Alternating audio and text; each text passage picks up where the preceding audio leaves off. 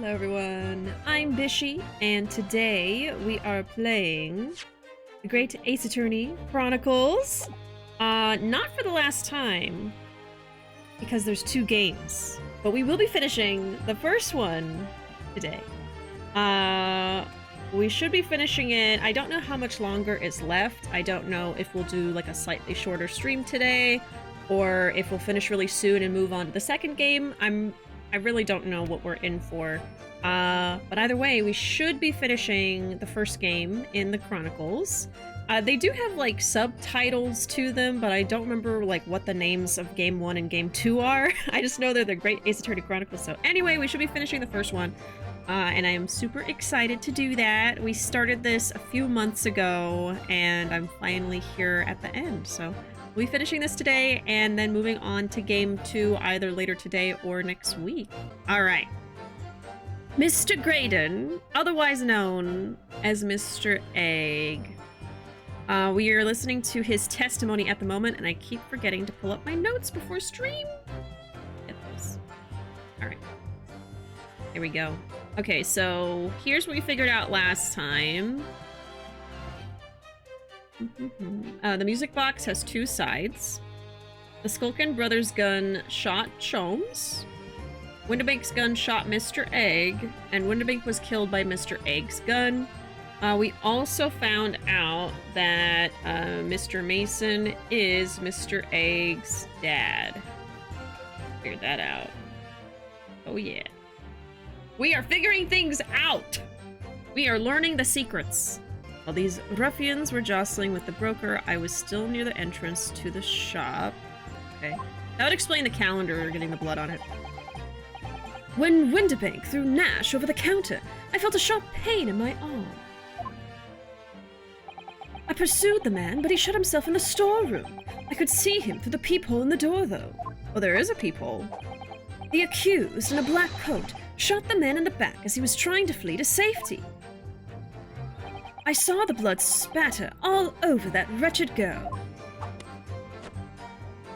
Then she tossed the gun out of the peephole, so I picked it up and made my escape. Okay. Good gracious, this is quite extraordinary testimony. It's a weird testimony. You claim, sir, under oath, to have clearly seen the defendant pulling the trigger.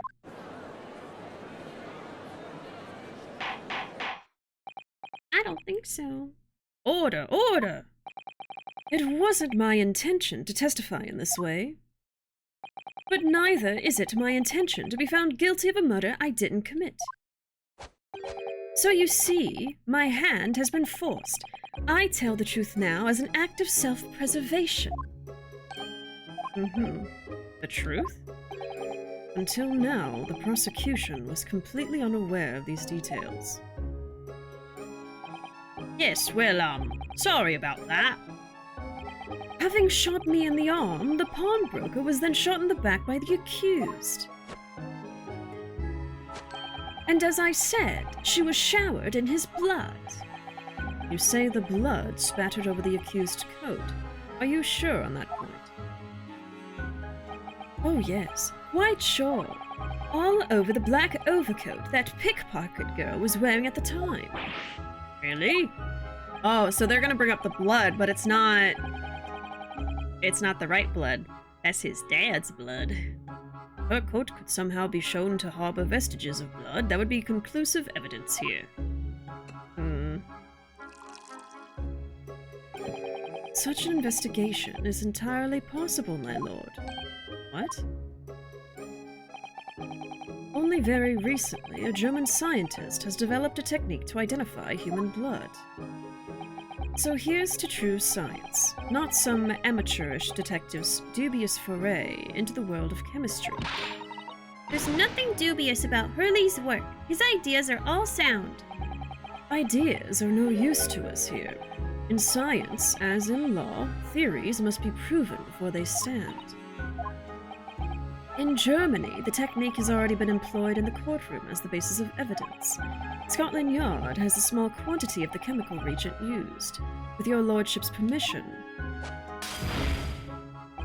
we could shatter all vestiges of doubt within minutes. This doesn't look good, Ruuuvo. Why not? Well, we know, don't we, that there's blood all over the front of Ginny's coat. If they test it with their chemicals... Oh, help! You're right! I was forgetting what happened yesterday. Sir... Don't move, Ginny. I'm going to shoot. Now, the thing is, Herlock science shows that it is, Mr. Mason's blood. But if they don't believe in the science of Hurley, then I don't know what we're gonna do. That's not Mr. Windibank's blood. That stain is from 2 months ago. That's Mr. Mason's blood from when he was stabbed by McGilded, who was wearing the coat at the time.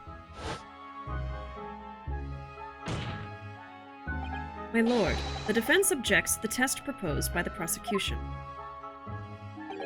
Overruled. Lord Van Zeeks, make it so at once. Oh, God.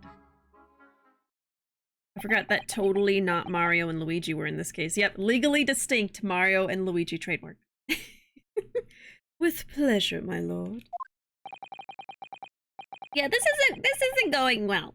This is not good. They have to believe in the Herlock Sholmes science for this to be okay, and I'm scared. And while we await the results, the defense may proceed with the cross-examination. Once they find that blood on the overcoat, Gina will be... Counsel? Yes, my lord. A cross-examination. Of course, my lord. If this cross-examination doesn't go well, if I don't manage to uncover some decisive evidence or a really compelling clue now, I have a very bad feeling about the outcome of this trial. Alright. The moment of the shooting. Let's go ahead and save. Since we're here now. Alright. While these ruffians were jostling with the broker, I was still near the entrance to the shop. Hey, PC Man, welcome in. Thank you for the alert. Mr. Windibank emerged from the storeroom, I believe. Ringo and Nash were scouring the counter when he suddenly appeared and flew at them. He already had the revolver in his hand. Fortunately, I wasn't too close. I've never been so scared in all me life. Yeah, we're just your regular mild-mannered burglars, that's all. We don't like violence. Says the pair who carry a gun. What do you mean when you say you were near the entrance to the shop? I was in the doorway, running my eyes over the shelves of forfeited items. Looking for the music box, of course. The broker went for Nash in the first place. Then Ringo joined in, making it 2 against 1. I assumed they could handle the situation. But I was wrong. I was trying to help me little bruv, but the old geezer chucked me over the bloomin' counter. So I pulled me gun on the old fella, and that soon made him scop. The pair of you setting upon the poor defenseless pawnbroker together, shame on you. Sorry, Gov. When Windibank threw Nash over the counter, I felt a sharp pain in my arm. Hold it! You mean that's the moment you were shot? Yes, though I didn't immediately realize what had happened, of course. Things crashed to the floor from the counter as the 3 men were brawling. It was at exactly that moment that it happened, so I didn't hear the gunshot. And the bullet went on to strike the calendar in the wall behind you. So it would appear. When I looked at my arm, I saw it was bleeding badly, so I wrapped my handkerchief around it. Seeing as I couldn't explain what had happened to a doctor, I had no choice but to wait for it to heal. I didn't imagine it would still be bleeding 2 days later. Did Mr. Windibank intend to shoot you, do you think? Well now, I don't imagine he even noticed I was there, to be honest. Perhaps the gun went off accidentally. Anyway, it didn't quite strike home. When I pulled me gun on him, he tried to shove me out the way. And then he scuppered through that door out back. At which point, what did you do? I pursued the man, but he shut himself in the storeroom. I could see him through the peephole in the door. Hold it! You mean you chased after him? I don't recall the reason why, but I ran after him to the back of the shop. And what about this peephole in the door you mentioned? Well, unsurprisingly, the storeroom doors are solid job, made of stout wood. Ah, but it does have the peephole, okay. There's a small opening in it about head height that lets you see what's in there from the outside. Actually, I should know about that, shouldn't I? I looked through it myself that night. Mm-hmm.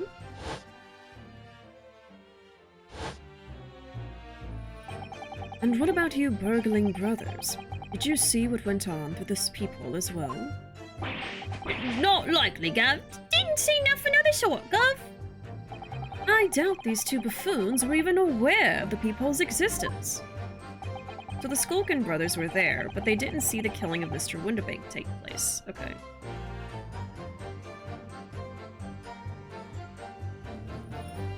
Okay.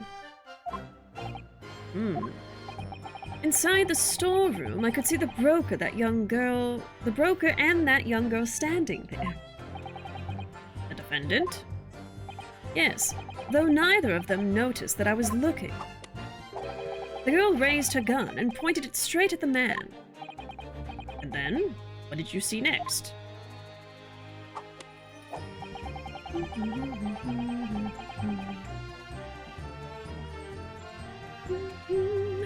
Did anyone see the showcase for the Mario Bros. Wonder game? It's so cute that I almost cried. It brought me so much joy. I have not watched it yet, but Ruuuvo was telling me about it, and I've seen like some screenshots from it, but I haven't sat down to watch it yet. Oh, me and my friend are considering saving up to play together. It's so adorable. It looks really, really cute. I feel like me and Ruuuvo should get it and play it too. Very cute. So much appeal.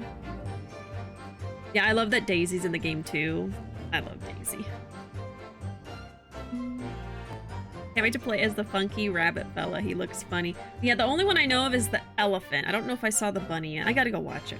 I gotta watch it. I'm behind. I'm behind on game news. The accused shot the man in the back as he was trying to flee to safety. Let me look at some stuff I have.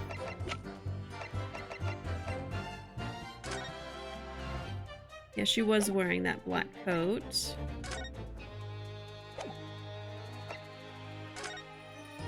It's just weird because, like, I don't see the peephole in this picture. But it's really, really obviously there in this picture. But if it was always there, then why is it not in this picture? Like, is it a glitch? Is this a mistake? I don't even know. I thought it was a clue of some kind, but like now I'm like, well, wasn't it always there? Okay. The accused shot the man in the back as he was trying to flee to safety. But he ran in there. This is weird. Yes, when the crime was discovered, the defendant was found with a gun in her hand. But that was Mr. Windibank's gun, from which only a single bullet had been fired. And as we've already established, Mr. Graydon, that bullet was fired at you. Ah, but no. It wasn't the broker's gun that the pickpocket girl had when I saw her. Yes, the bullet from Windibank's gun grazed my arm. And yes, the Skulkin's gun grounded the detective. But this was another gun entirely. A third gun.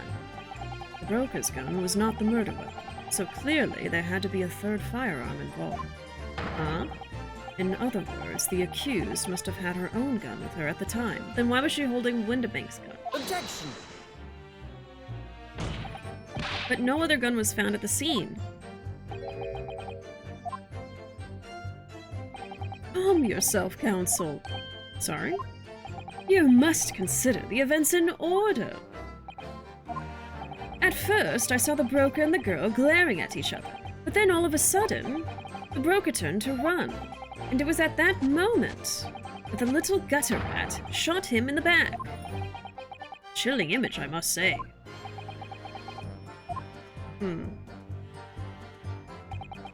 I saw the blood spatter all over the wretched girl. Hold it!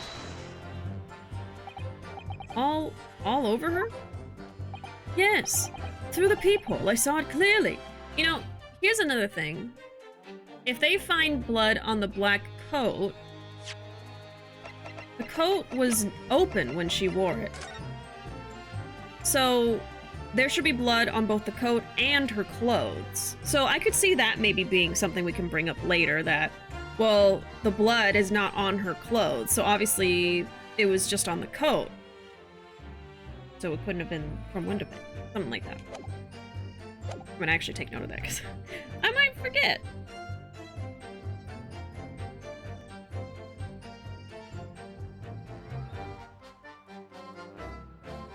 Okay. Through the peephole, I saw it clearly. Of course, the stains are invisible now, what with the coat being such a dark color. But I assure you, that garment is sullied with the victim's blood. Well, it is sullied with blood, that's for sure. But it's not Mr. Windabank's blood, is it? No, that's right. It's Mr. Mason Milverton's blood, from when McGilded stabbed him 2 months ago. It's so annoying. If they'd only accept Hurley's chemical analysis, we could prove that. But they won't. So unfortunately, we can't use it as evidence to support our case. Father. Oh, Father. And she tossed the gun out of the peephole, so I picked it up and made my escape. This makes no sense. Hold it! It makes no sense. Did I hear you correctly? She threw the gun out of the room? That's right. After the broker fell to the floor, she started walking over. Over where exactly? In the direction of the storeroom door, to where I was watching. Of course, I quickly retreated, and then the girl dropped the gun through the peephole onto the floor on my side of the door. But why on earth would she do such a thing? I couldn't tell you. Perhaps she was hoping to distance herself from the murder weapon. Without thinking, I went and picked it up. I suppose I was worried about just leaving it there in case any more tragedies took place. Huh? This makes no sense! Hello? So it was you, in fact, who took the third gun from the scene of the crime. Without thinking, I just picked it up. Like, and why would she throw the gun through the hole? It doesn't make any sense. Why would you throw a gun at your attackers? Yeah. So she threw that gun and then picked up Mr. Windabank's gun and then passed out? Like, that doesn't make any sense! Yes, it was yours truly. I left the clear-up to my lackeys and left. Clear-up? We made a bit of a mess around the counter, so Mr. Whistle and Flute here told us to tidy up. He thinks he's our bloomin' mum sometimes. Well, I was paying you enough, by God. Tell me, Mr. Graydon, when you left the pawnbrokery that night, was it by any chance with the second disc in your jacket pocket? You were like a bull at a gate, aren't you? What was that sound? Hello? Excuse me. Gentlemen.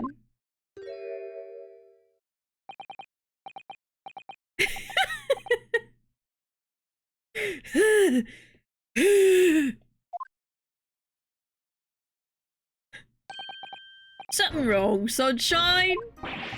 That should be my line. You do realize you were just violently shaking Mr. Skulkin. Blimey, these days a bit of a hooligan, ain't he? What was going on just now? You saw him. He grabbed me whistle. Why the blazes, he said. Didn't you mention the third gun when we got you down to the station? And why didn't you? 'Cause we didn't know nothing about it. Or that flamin' peephole in the door. Sorry about that. I can be prone to losing my rag sometimes. Not hurt, are you? Oh, blimey. See the way he's looking at me? I'm telling you, this D gives me the wheelies. Wheelies. That was strange.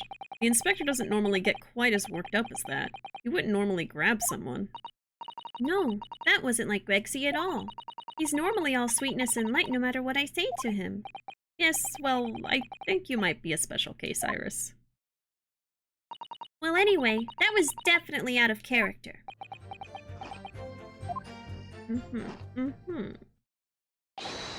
My lord. Uh-oh.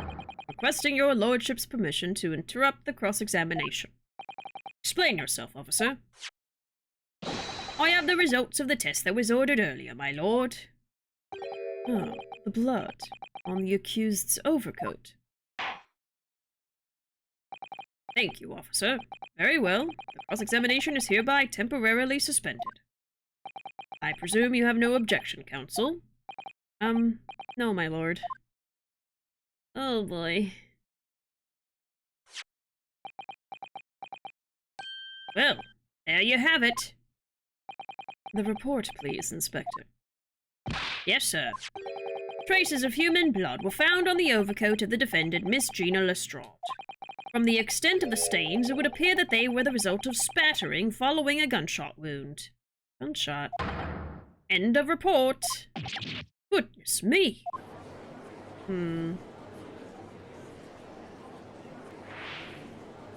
So, something interesting the brothers just said is they didn't remember the peephole existing. So I think it was put there by Mr. Grado, Mr. Egg. Maybe it was new. Because I guess, like, why would he need a peephole into the storeroom?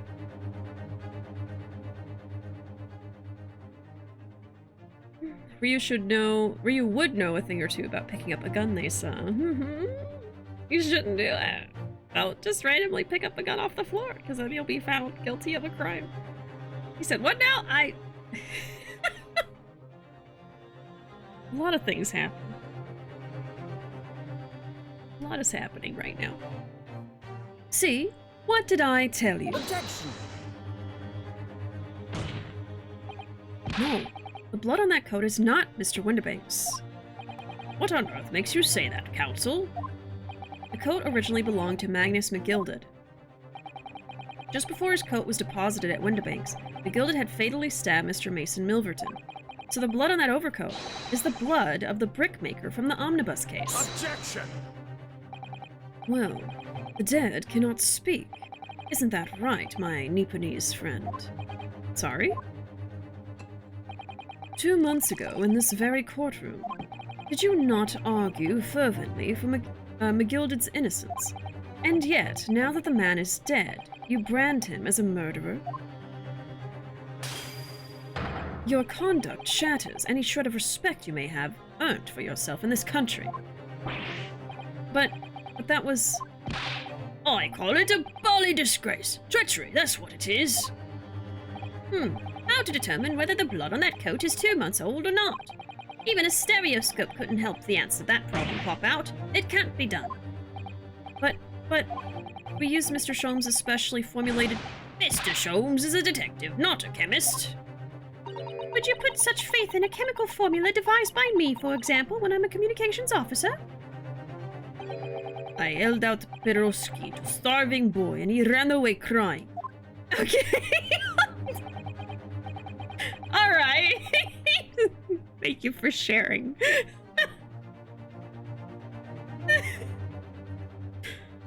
Oh, he's so random, XD. Especially people large enough to stick your arm through. Right, yeah. That's what I've been thinking ever since I realized the peephole was there later, supposedly. Based on the pictures, it's like he probably put it there so he could like mess with the crime scene and then lock the door afterwards. So I really do think that he, Mr. Egg, put the gun in her hand and everything and then locked the door with the people. I think so. And I think I've thought that from the beginning anyway. Hey Panda, welcome. Did Bishi crack the egg? Not quite yet. Not quite yet. We're working on it.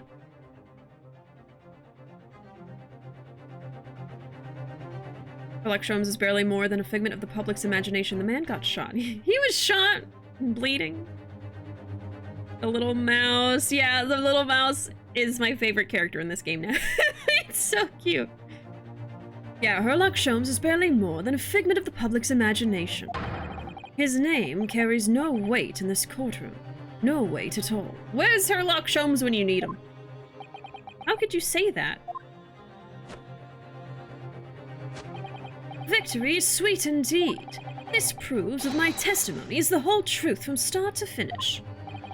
How do you arrive at such a conclusion, sir? As the witness said, the accused's coat was spattered with the blood of the victim.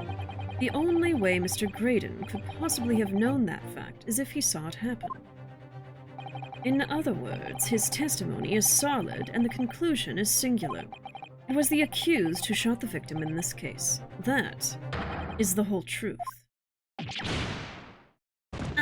I disagree. I politely disagree. My lord!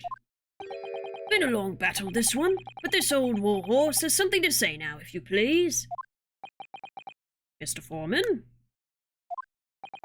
As of this moment, sir, the squadron has reached its final decision. Another, summation examination, maybe? Ready, men? All for one now. Sir! Guilty. Guilty. Guilty. Is this gonna be like the third summation examination? Yeah, I think it's the third one, right? Guilty. I love the animation of the mouse where its nose twitches. So cute. Mouse is best character. Oh god. Well, it would appear the ladies and gentlemen of the jury have reached a unanimous verdict. It ain't the end yet. It ain't over till it's over.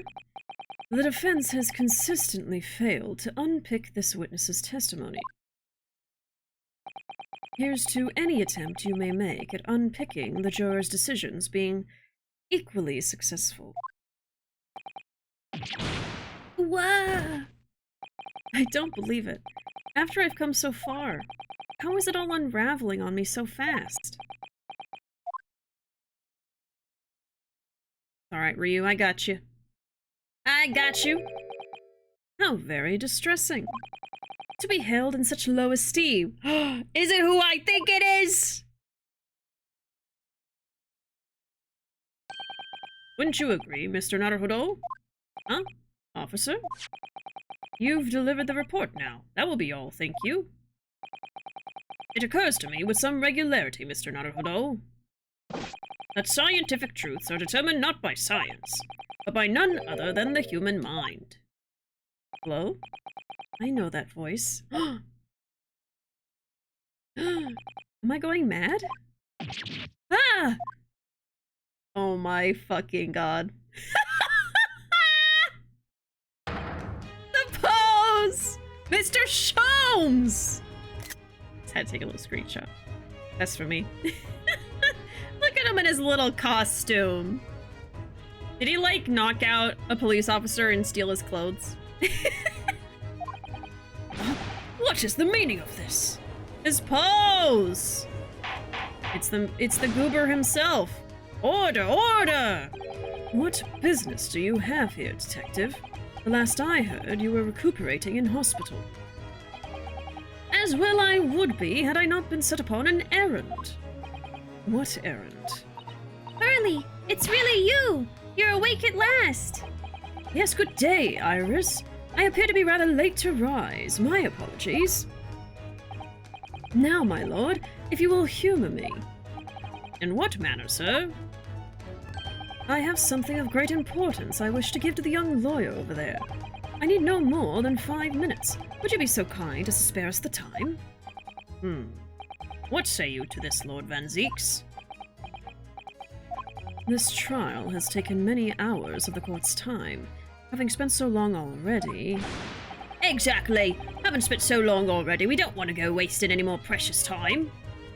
As I was saying, having spent so long already, it would seem churlish to deny the defense a mere 5 minutes. Eh? Eh? Very well then. Counsel, you have 5 minutes. It's only 5 minutes, come on. It's Herlock Sholmes! My dear fellow, I apologize for my tardy arrival. Mr. Sholmes, are you alright now? Ah, ha, ha, ha, ha! Alright, I'm all wrong. Sorry? I've only just managed to summon the strength to stand, man. I asked the judge for 5 minutes. But I fear even that may prove too much for me. Pray forgive me should I pass out. Let's make this discussion as short as possible. Hurley, this place is full of idiots. None of them can see how wonderful your chemical blood analysis is. Ah, well, that concoction of mine was really just a bit of sport to assist me in my investigations. I never took the trouble to refine it for appraisal by the scientific community. An oversight on my part. Right. Modesty? Surely not. But enough of that. I'm here to give you this, my dear fellow. Susato? What's that? A lavender furoshiki wrapping? A leaving present. From Miss Susato. From Miss Susato? If possible, matters were to be settled without me giving you this. Those were her instructions when she asked me to do her this favor. I don't understand. Miss Susato foresaw today's events, I believe. She knew that the culprit would attempt to escape justice by means both devious and underhand, and that you, Mr. Naruhodo, fighting fairly as you are wont to do, would find yourself in considerable peril. At that very moment of crisis, you were to be given this small parcel. Those were the dear lady's instructions. A leaving present from Susato-san. Whatever could it be? Oh. What is this? Oh, it's the machine I made. Is that the cat door maker? Ah.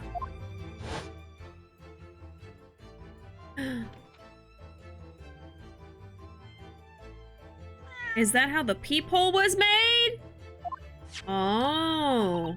Look, I use this. It's my latest invention. What is that? I call it the cat flap-o-mat. You can make a cat flap for a little furry friend like Waggy in seconds.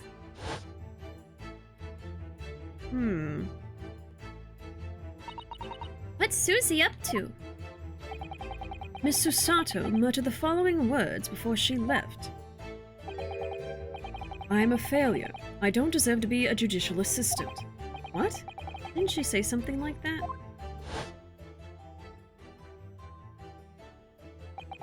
You really are the best judicial assistant in the world. Well, that's extremely flattering. But I'm sorry to say that I've been a complete failure. And Susato to the rescue. She's still helping us even when she's not here. Whatever did she mean by that, Mr. Sholmes? That night, when you left Windibanks in pursuit of the thieves, Miss Susato made use of this contraption for a certain purpose. Oh.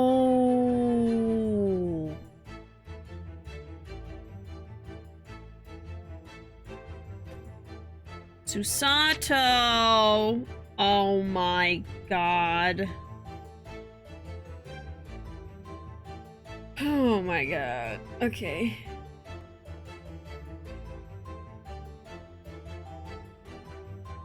Mr. Egg did not make the peephole. It was Susato.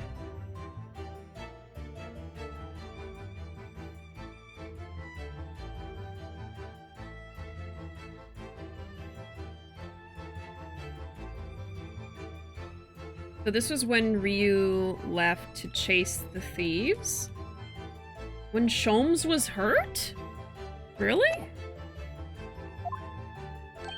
That is your answer, dear fellow. Not at all cryptic, then. Susato-san used this cat flap-o-mat that night? But why? Cat flap-o-mat has been entered into the court record. A compact machine for the rapid creation of small flaps and larger doors to allow cats to come and go freely. Okay.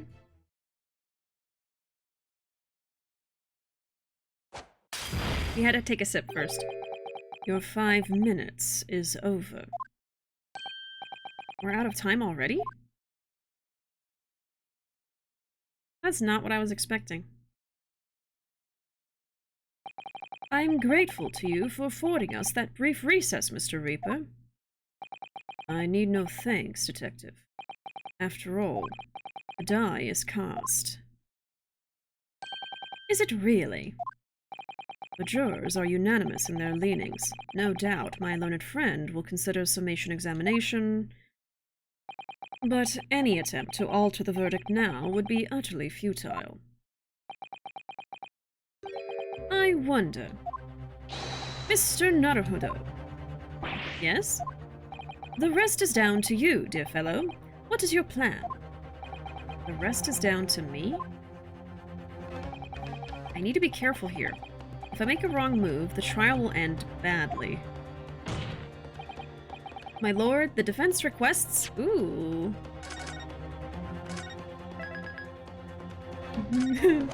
I don't know. Time to think. Can I just have 5 more minutes, please?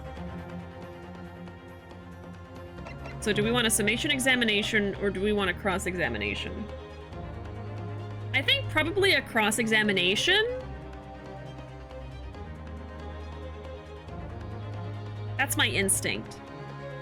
Because there might have been something he said that will now I'll be able to present evidence to using the cat flap thing. Okay, I'm gonna say that. Further cross-examination. Objection! The jurors have spoken. Protocol dictates that you may not cross-examine a new witness now. Objection! Not a new one. The defense is not asking for the cross-examination of a new witness, rather to continue with one of an existing witness. What?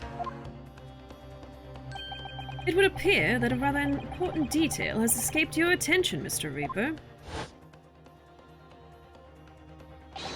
My lord. Requesting your lordship's permission to interrupt the cross-examination. Thank you, officer. Very well. Cross-examination is hereby temporarily suspended. I presume you have no objection, counsel? No, my lord. So Holmes probably thought about that. Or Sholmes? Yeah, Sholmes. So nobody can say anything then. If Ruuuvo asks to resume his cross-examination of Mr. Graydon... The court is obliged to allow it. This is absurd. No, this is Patrick. I would remind those present that this is my courtroom. I concur that that's all, folks. I concur that the defense is entirely within its rights to request the continuation of the cross-examination. However, I will not permit an unremitting protraction of these proceedings. Therefore, I have decided to afford the defense one final opportunity in concluding the cross-examination. There's so many words and so many syllables! Counsel, you must choose but one statement from the witness's testimony. What? And but one piece of evidence to present in support of your argument against it. A single chance to present evidence? If, following that, the situation remains unchanged, I shall move to adjudication. Oh my god.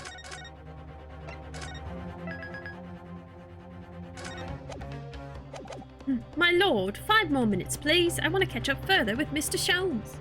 I want to ask him what his favorite color is. Is that clear, counsels? You will not press the witness any further. My lord. Yes, my lord. Well, I think we pressed him on everything already anyway. A single statement and a single piece of evidence. Most generous. Well then, Mr. Naruhodo, it's high time I fell in a dead faint. I leave this in your capable hands.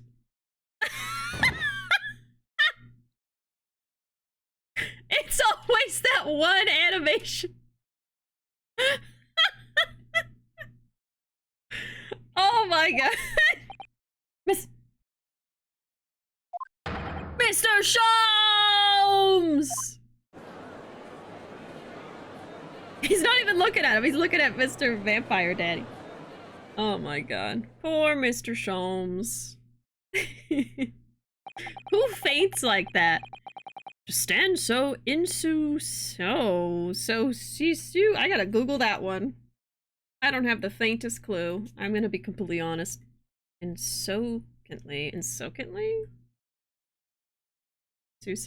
Insouciantly? Lord.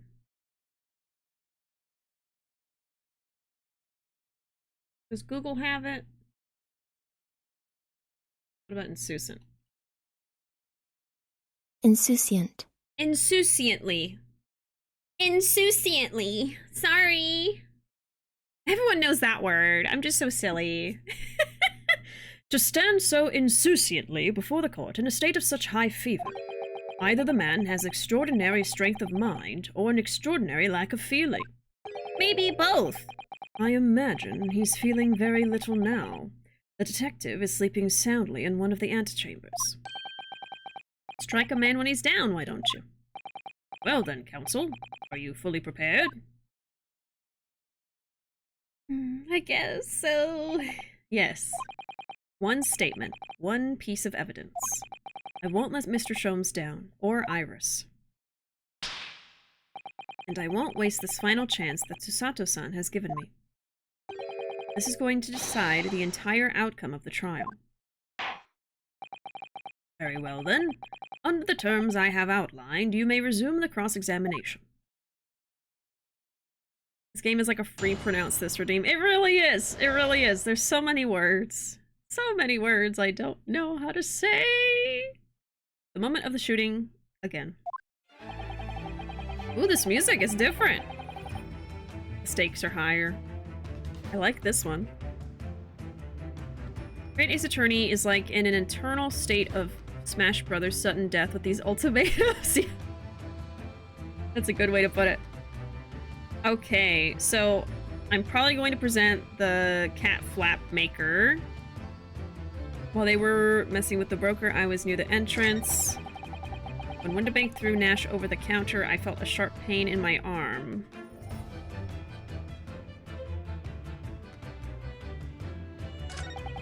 I pursued the man, but he shut himself in the storeroom. I could see him through the peephole in the door, though. That's probably gonna be it. The accused shot the man in the back as he was trying to flee to safety. Saw the blood spatter all over the girl, and she tossed the gun out of the peephole. So I picked it up and made my escape. Or it could be this one.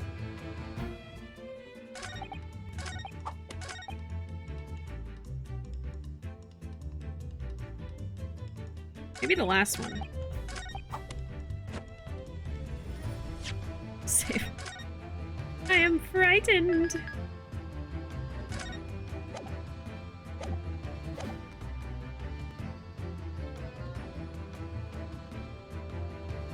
Sorry, I had to sneeze. Hey friend, welcome. Howdy.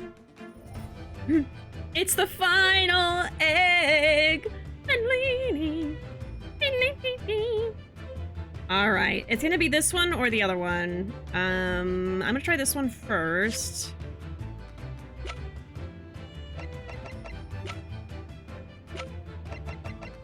Let's look at it.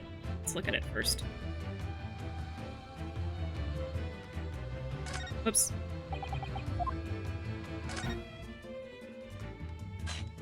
Ooh. Phew. Those vicious teeth look like they could rip through almost anything. They're good, aren't they? They're made of a special alloy I developed just for this job. The cutter rotates 10 times per second, so it can get through any kind of door in no time at all. And what are the two parts at the top there? Those are for attaching hinges to the section of door that gets cut out. Right, of course. Nothing can match this machine for power. It can make mincemeat of even the toughest of doors. It sounds so charming and friendly when you say what it's for, but it feels like the reality of the cat Flapomat is that it's a grim weapon of door destruction. Wagahai's so adorable, there's nothing I wouldn't do for him, even developing deadly weapons. Okay.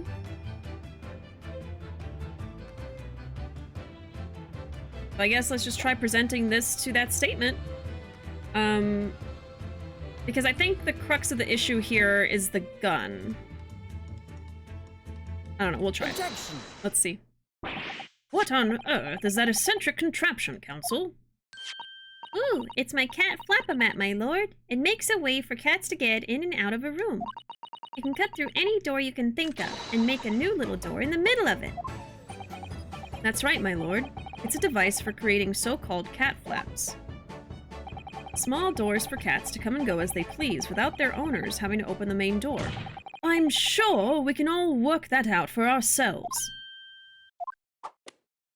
But that cat lover's contrivance has no possible relevance to this case. Oh, really? Of course it doesn't! To start with, there was no cat flap in the pawnbroker's door. Not being a keeper of cats myself, I'm afraid I fail to see what this has to do with the matter at hand. Perhaps it would help if I described its function another way, then. This contraption is able to create a peephole in any door you can imagine in practically no time at all. There we go. Friendly, deadly weapons, exactly. Does Ruuuvo have a sword now? Yeah, he's had the sword, for a while. He didn't start the game with the sword, but that was inherited from his best friend who passed away, basically, partway through the game. So that is his, yeah, Kazuma's sword. So it has some sentimental value. Yeah. Yeah, a peephole. There we go. I beg your pardon? A peephole, you say? 2 nights ago, we arrived at the scene only minutes after the murder of Mr. Windibank had taken place. That's right. According to the paperwork at the yard, it was you, your Japanese assistant, and Sholmes.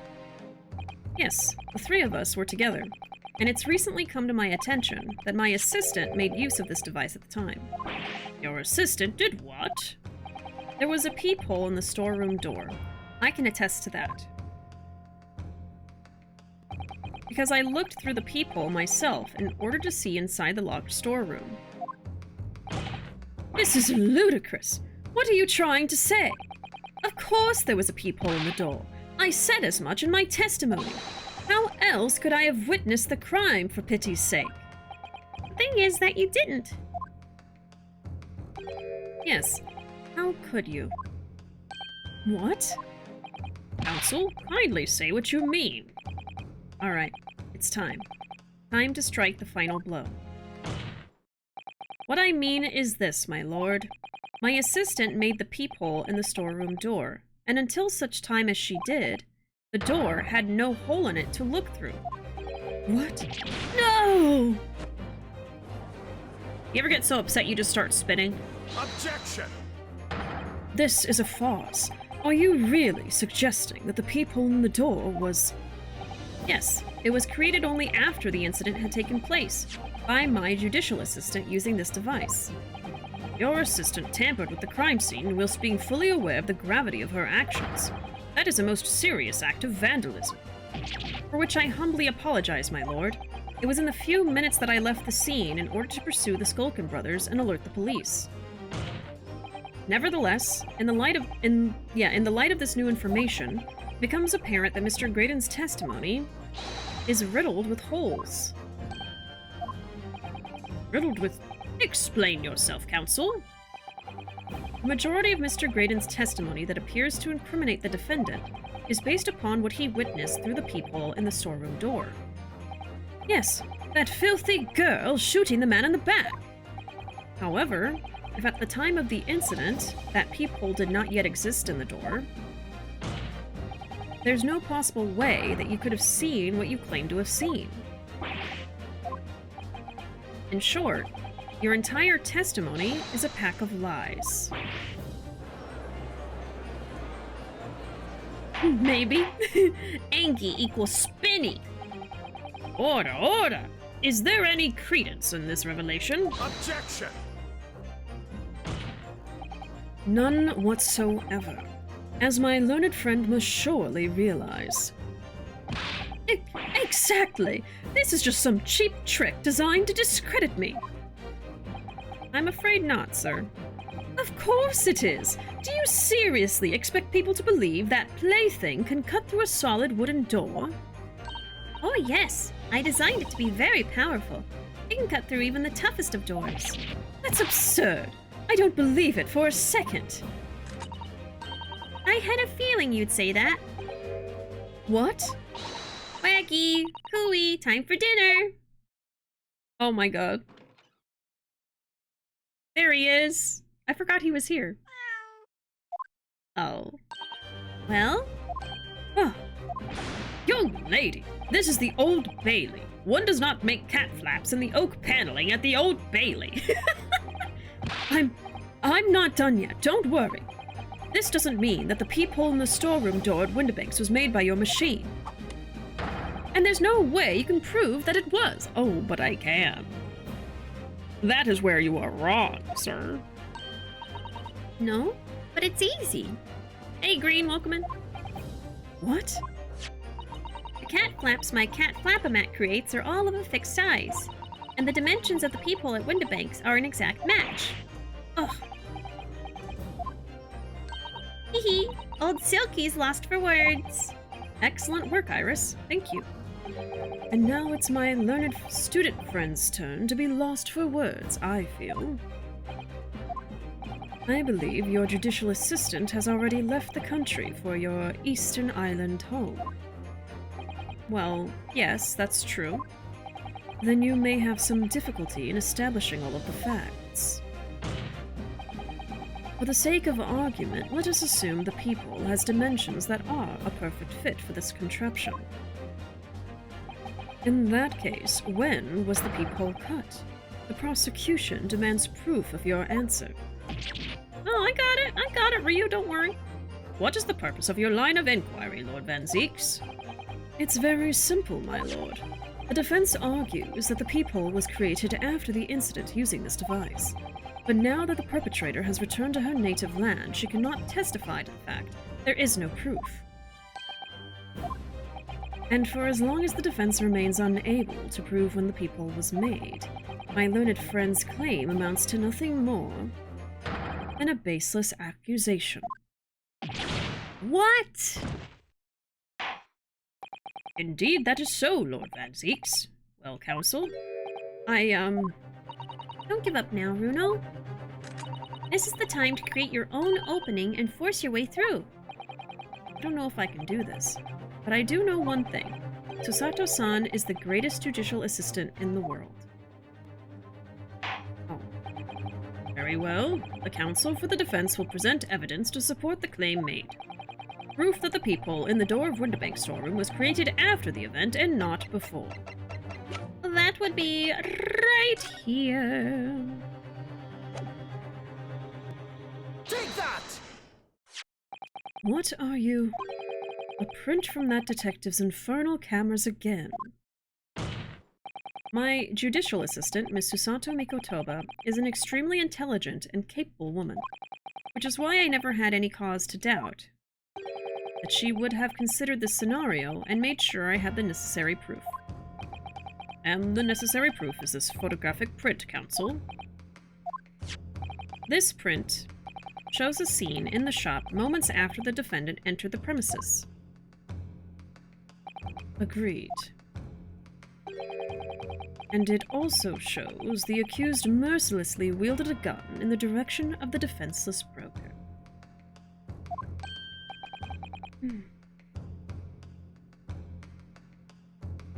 Cat in the courtroom. Create your own opening, says the child, waving some kind of steampunk gun. This is a crucial moment. If you can't argue your case, the child will kill everyone in the room except the cat. Only the cat will be spared. And they'll escape through the cat flap. They'll just crawl through. But more to the point, it pictures the storeroom door in the background. Let me see that print again. I'm so glad I caught this so early on and held on to it. I hate the idea of me just getting stuck at this part and not knowing what to do. I don't believe it. This really is quite remarkable. The door to the storeroom is completely devoid of a peephole of any description. Mr. Graydon, you couldn't possibly have witnessed the crime as you claim to have done, because at the time it happened, there was no peephole in the door. In other words, your testimony is a catalog of lies.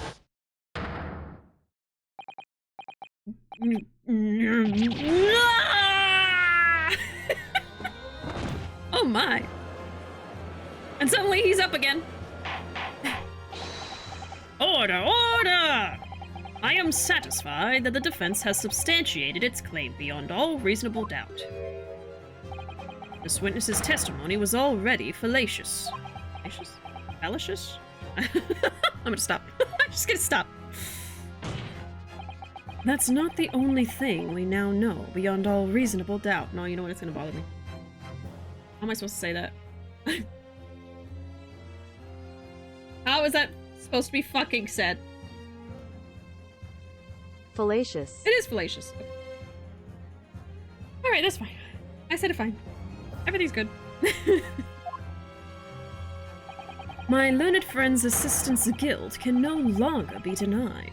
The woman tampered with a crime scene. But more importantly... Good lord, there's more, Lord Van Zeeks? The defense may have established a reprehensible instance of perjury. But that is no proof that this man is the victim's killer.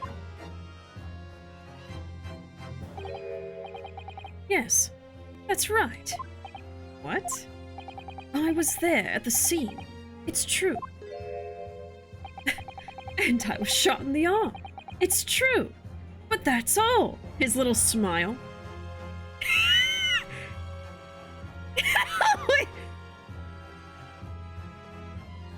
That's what he looks like right now. Ew. Yes, in fact, if you look at the circumstances, I am the victim here. Not him literally playing the victim. No! I don't believe this, but they're right. As it stands now, I don't have any definitive proof that he is the culprit. Still, he can't worm his way out of it now. Iris? You know what they say. There's no point locking the cat's door after the cat has bolted. Oh. Isn't that right, Ruuuvo? As Hurley always says, one lie begets another. No, wait. That might have been a line I wrote for him in one of my stories.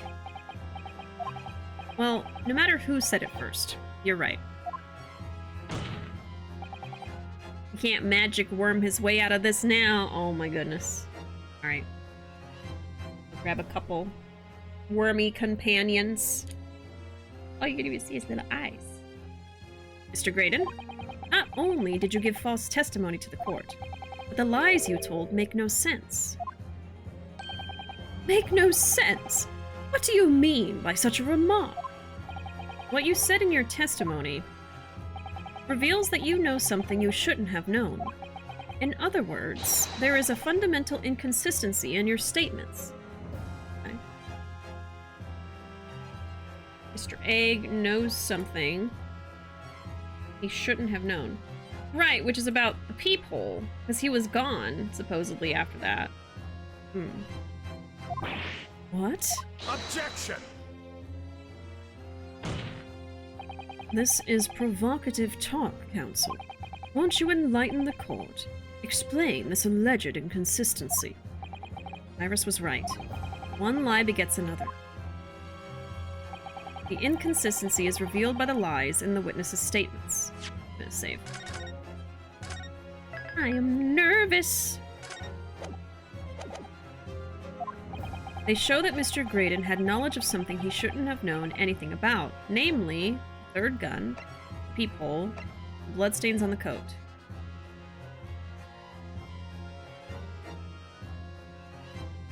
He knew about the third gun because that was his gun. He just lied about how it happened. I think he shouldn't have known about the peephole. Bloodstains. I wonder how he knew about the bloodstains. I mean, he wore it. I don't know. I think it's the peephole. The point is not that you lied in your testimony, Mr. Graydon. It's the nature of the lie you concocted that is so revealing. You're not making any sense. Then let me ask you a simple question. How is it, Mr. Graydon, that you knew of the existence of the peephole in the storeroom door? What? Well, Obviously, I... Huh. Ah. Has the cat got your tongue, witness? The peephole in the door was made after the incident occurred.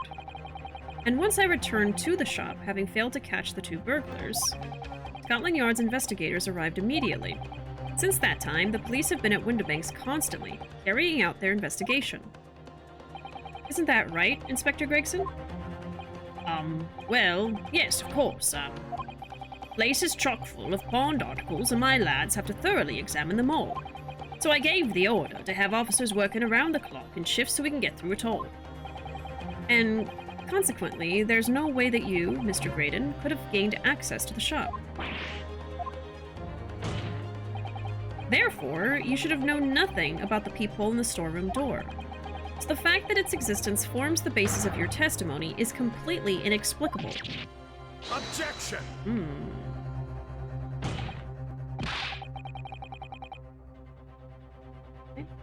He's gonna spin! I hope so.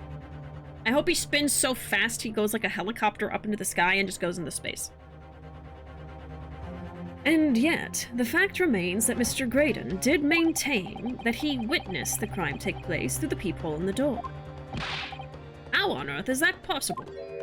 Could I have a word, please, Lord Van Zeeks? Speak, Inspector. It's just that I really ought to be getting back to the station now to put in my report. There's really nothing more I can add to this testimony, so if it's all the same to you... Permission denied. Oh. It's not all the same to me, Inspector. Not at all. You will remain exactly where you are until this trial concludes. Of course, sir. Mr. Graydon. You shouldn't have known about the existence of that peephole. Which can only mean that you must have been informed about it by somebody else. Oh, I was wondering, like, where is this leading? So Gregson? I know Gregson and him are in on something, but I don't know what. Oh boy. The first helicopter was Graydon. Yeah, there we go. He's gonna be the first one. Objection! Stop there, my learned friend. You realize, I trust, that the words you just uttered have extremely serious implications. Yes, but the defense believes that the details about the case that Mr. Graydon claims to have seen must have been revealed to him by a certain person before his testimony. And in fact, considering a particular clue we have, there's really only one person that could be. Who is the person in question, counsel? Who gave this witness details of the crime scene to facilitate his false testimony? Mr. Gregson, I'm pretty sure. But I guess I'm not 100% sure because I'm saving right now. Take that! The truth is, it can only have been you, Inspector Gregson.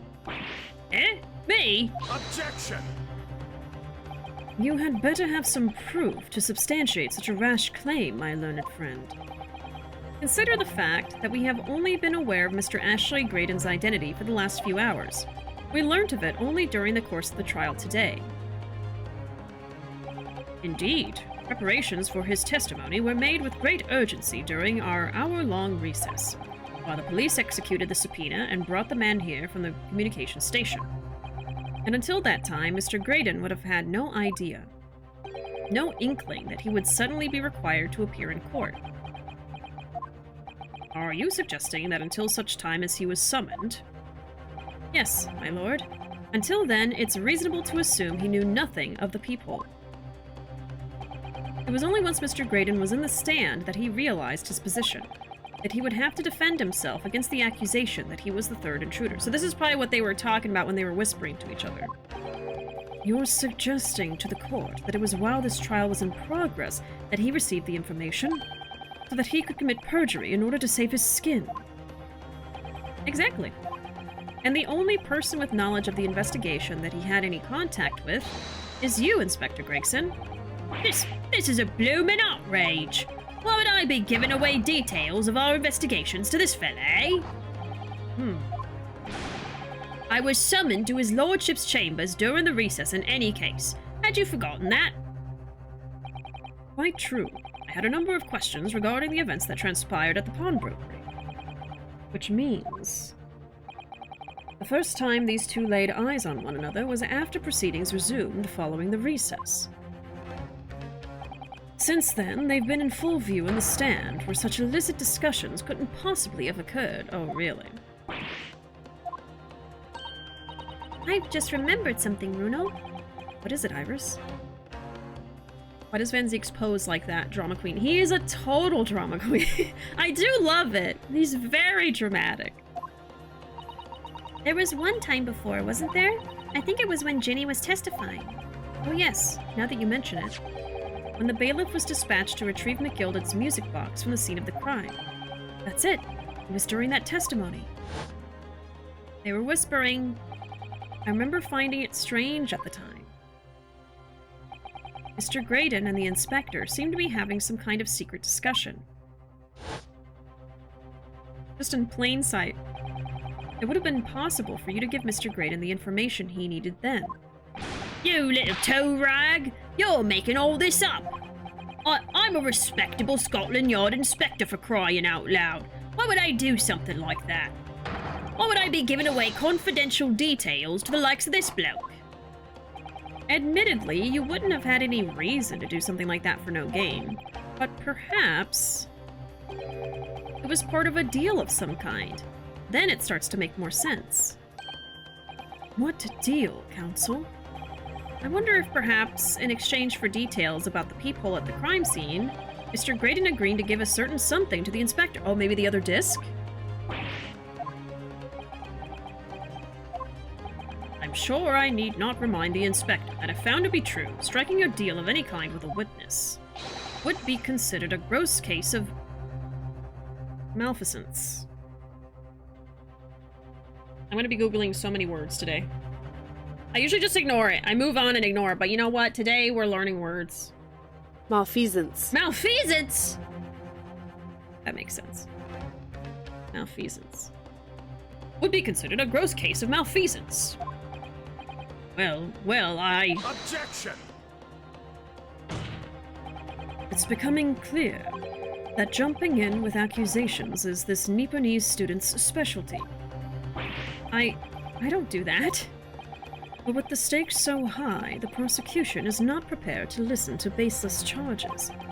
It is incumbent on the defense now to present evidence in support of this diabolical claim. Evidence? Just what are you proposing that the inspector demanded of the witness in return? The court must see proof of this alleged deal. Okay. Inspector Gregson really did strike a deal with Mr. Graydon. Then logically, there's only one thing he could have asked for. That must be it. Ruuuvo, do you think it could be? Yes. It's the missing link that would join all the dots together in this puzzle. Must press you for an answer now, Counsel. What evidence explains the nature of the alleged deal that Inspector Gregson made with the witness? You're gonna save just in case. But I'm pretty sure it's gonna be the disc.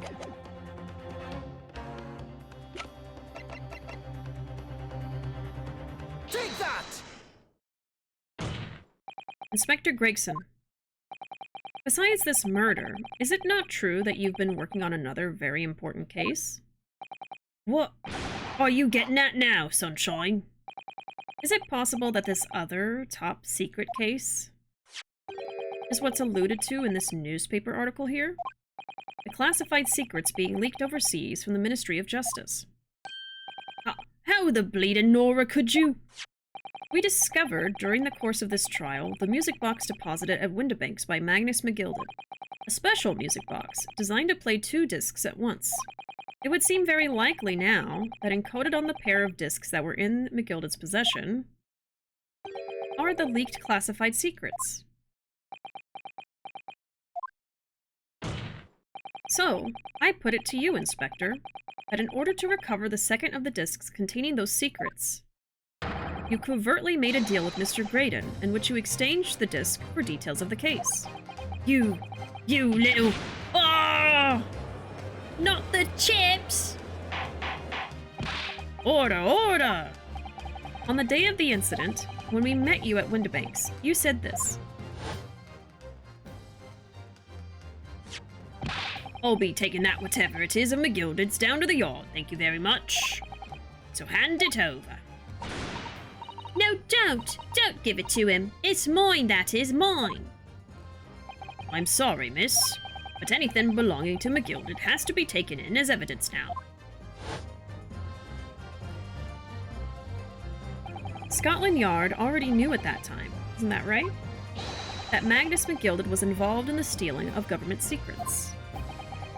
He's spilling his chips, he is! Yeah.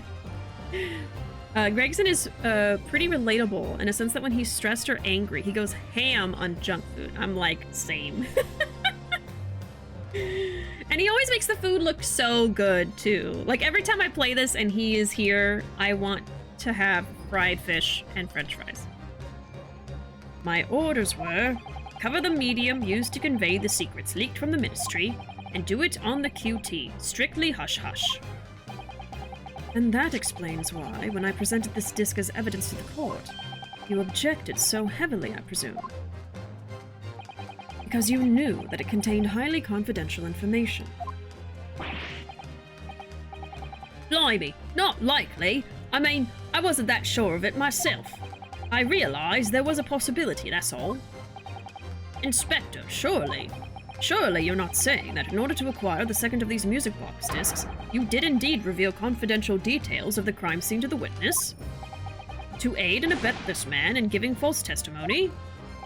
It's like, this case is wild because like 5 or 6 people are guilty of crimes. Or more. There's like up to 10 people that have done something wrong. Everyone's going to jail. All of Britain. There's no other way that Mr. Graydon could have known of the existence of the people. It's the only explanation. A deal was struck between these two men. No! Gah! The entire British Empire was criminals. Objection! Everybody's going to jail. If, and I stress if, this sobering assertion turns out to be founded in truth, it would mean that the second disc is, as we speak, here in this very courtroom. Wait, what? In this room? How could you possibly make a claim like that? Because Inspector Gregson is a Scotland Yard detective. What? What's that supposed to mean, eh? Well, I don't think he would do the deal unless he knew that Mr. Egg had the disc. Hey, Arkham, welcome. Howdy. Yeah, we're in the midst of it. We are probably pretty close to finally getting Mr. Egg guilty, but it is taking a while. So I am glad I didn't try to do this last night. It's already been an hour and a half, so very glad I saved it for today. It's definitely not quick. We are convicting the entire British Empire of crimes against the British Empire. Yeah, exactly. You get a prison cell, and you get a prison cell, and you get a prison cell. As a seasoned policeman, the inspector will have approached this alleged deal with caution. Certainly, he would not have accepted a gentleman's agreement in this matter. No, he would have insisted on having the article agreed upon in the palm of his hand. Good gracious, then you mean to say Inspector Gregson already has the item in question in his possession? He has the second disc actually on his person. Yes! The defense demands that the inspector is searched at once. Definitely. They could only have struck a deal with each other when Ginny was testifying before, and Gregsy hasn't moved from the witness stand since. My lord, please, order an examination of his personal effects immediately. Well, Inspector?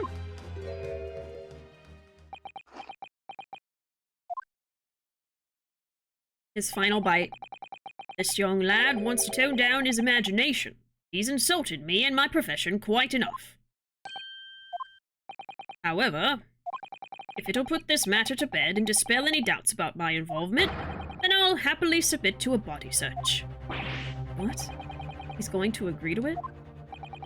I presume you're aware of the precipice on which you now teeter, my learned student friend.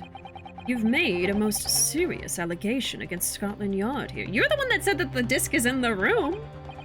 If, following the search of the inspector's personal effects, no disc is found, you will be deemed unfit for court service. This trial will end, and my country's government will formally demand of yours that you are severely reprimanded.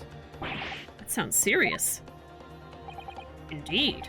To have a visiting student make such defamatory remarks about our country's most senior police force. It's not something Her Majesty's government will be able to overlook. You're just threatening Ruuuvo because you're scared. The accusation is beyond serious. You must be prepared for grave consequences. It's true. I can't imagine Gregson would have accepted a gentleman's agreement for something so critical. The disc must have physically changed hands, which means the inspector should have it. But somehow, something doesn't feel quite right here. Very well, Counsel. You know the implications, so let me ask you one final time. Yes, my lord. Do you still persist in formally requesting a search of the inspector's personal effects? Search someone else. I think it's going to be on someone else, and that's why he's okay being searched right now. Basically trying to intimidate him in public. I know, yeah. You must be prepared for grave consequences. They're gonna kill my guy. They're gonna kill him!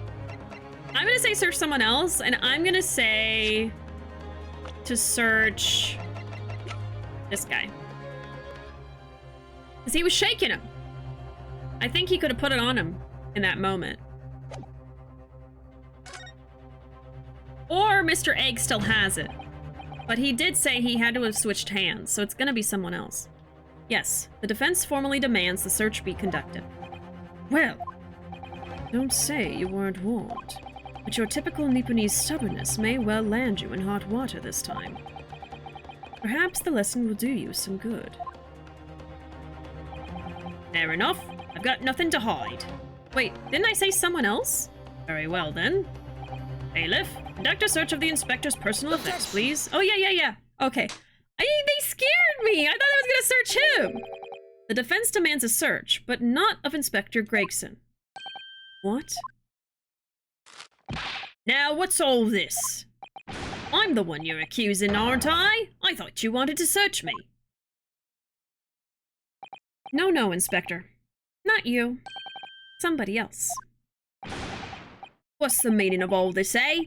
Lost it at last, have you, Sunshine? The court shouldn't have put up with this nonsense. You're being completely irrational. Quiet, all of you. Who said that? Oh, be quiet, all of you! Bruno's doing what you all told him to do and having the courage of his convictions. So you should respect that and listen to what he has to say in good faith. Because that's the British way. Iris has had enough, yeah. She's sick of all your shit! Well said, young lady. I'm sick of your shit! Pop off, queen! Imagine getting scolded by a 10-year-old girl. Brutal. Or just a 10-year-old in general. Man. They're gonna kill him. Worse, he'll be condemned to being British. Cruel and unusual punishment. Oh my god. Iris is done. She's like done. Well said, young lady. Indeed, this court is in awe of the defense counsel's conviction and eagerly awaits his next words. You what? Now don't be hasty, my lord. If I'm not mistaken about the things I've seen in court today, I'm fairly sure that I know who has that disc at the moment. There's only one person it can be. Counsel, of whom do you request this search now? I'm gonna save again, 'cause I am scared that I'm wrong. Take that! Of my lord, Mr. Nash Skulkin. Well, I never. Eh? Blimey! Me? Him? Very well then. Bailiff, restrain the witness and conduct a thorough search of his personal effects. Hold it! Please, my lord. Inspector? Scotland Yard, has to object to this search. Oh, he's definitely got it. We got him. He definitely has it. Oh, yeah. Unfortunately for you, Inspector, your objections carry no weight here. Eh? In this courtroom, only the prosecution and the defense have the authority to object. But Lord Verzeeks! I have no idea what forces are in play that might influence your actions. But personally, I have no intention of obstructing the course of this trial. Bailiff, carry out the search. His face. I thought I was just gonna zoom in on that face. Oh. Now hold on a mo. I don't know nothing. Nothing about no disc. Cut it out! Ah! Here, my lord. In the witness's pocket. I found this. Good lord. That's... I got it! Another music box disc. I don't know nothing about it. Nothing.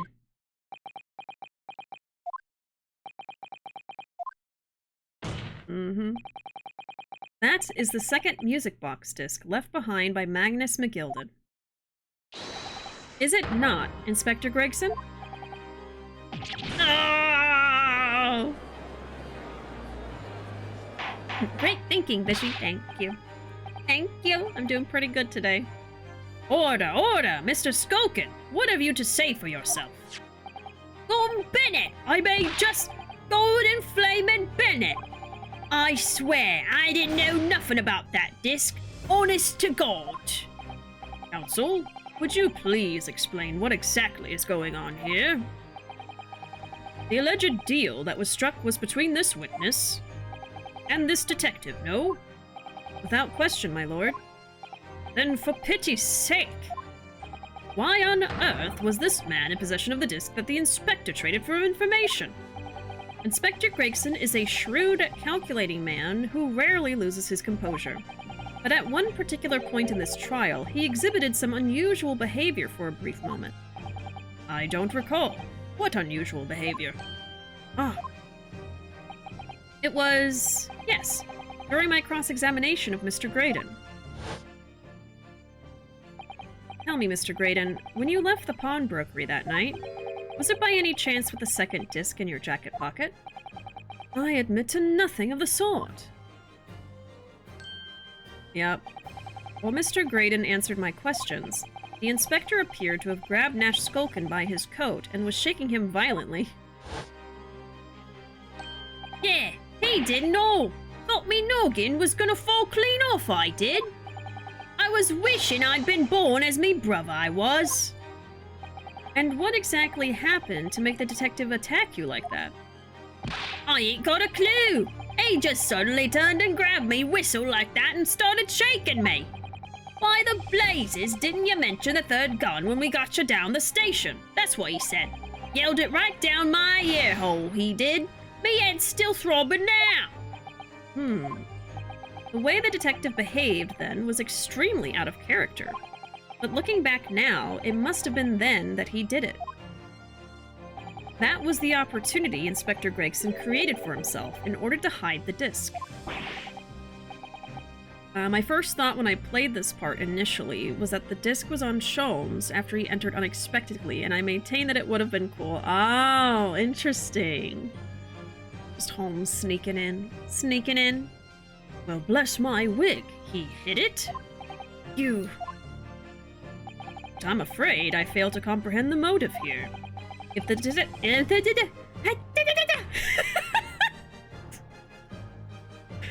I don't know why, but the word detective makes me stumble so much.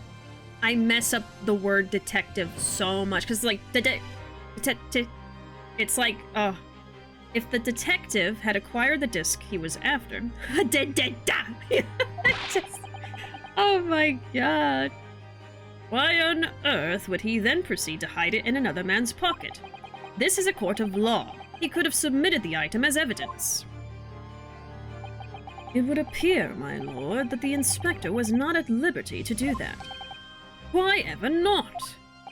As the man himself revealed earlier, his current assignment has some special conditions. My orders were, recover the medium used to convey the secrets leaked from the ministry, and do it on the QT, strictly hush-hush. Yeah, that was like 10 minutes ago. Hush-hush. A top secret assignment, is it? As far as we're aware, the information stolen comes from confidential government communications. It would seem that if that information were to be revealed in court as evidence, it would be problematic. Does that sum up the situation, Inspector? I'm operating under direct orders from the Ministry. I'm afraid I'm not at liberty to answer that question. So, realizing there was a chance that you may be searched here in court, you took steps to hide the disc you had acquired from the witness. Does this mean... He only pretended to attack Mr. Skulkin in order to get close enough to him, to slip the second disc into his pocket. So it was all a pretense.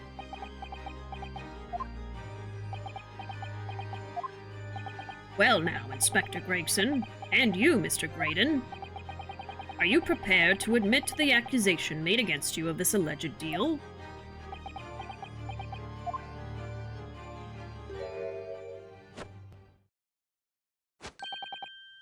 Admit to it. Yours truly. Please. Mr. Graydon. Clearly, our Eastern visitor has an uncommonly active imagination. However, there's no proof that I passed that disc to the inspector. Objection! But then, how do you explain the reason why you knew about the peephole? I'm under no obligation to explain. You're on the stand. What do you mean? What? Yes, I lied in my testimony. That I admit, so sentence me accordingly. But that is all I admit. Murder, leaking government secrets, striking a deal with the detective. All of it is this young Eastern man's fancy.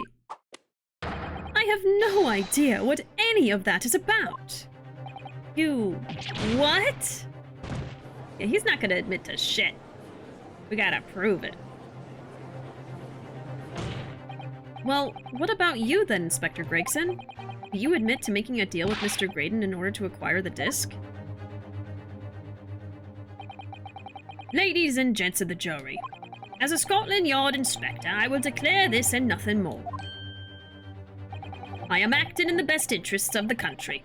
Whatever I've done, it's been in the name of justice. Okay. So as members of the public of this fine country, I'd like to think that justice will be your guiding light when you're making your decisions. Okay, but they're just trying to figure out if the little girl is guilty of murder. That's what we're here for.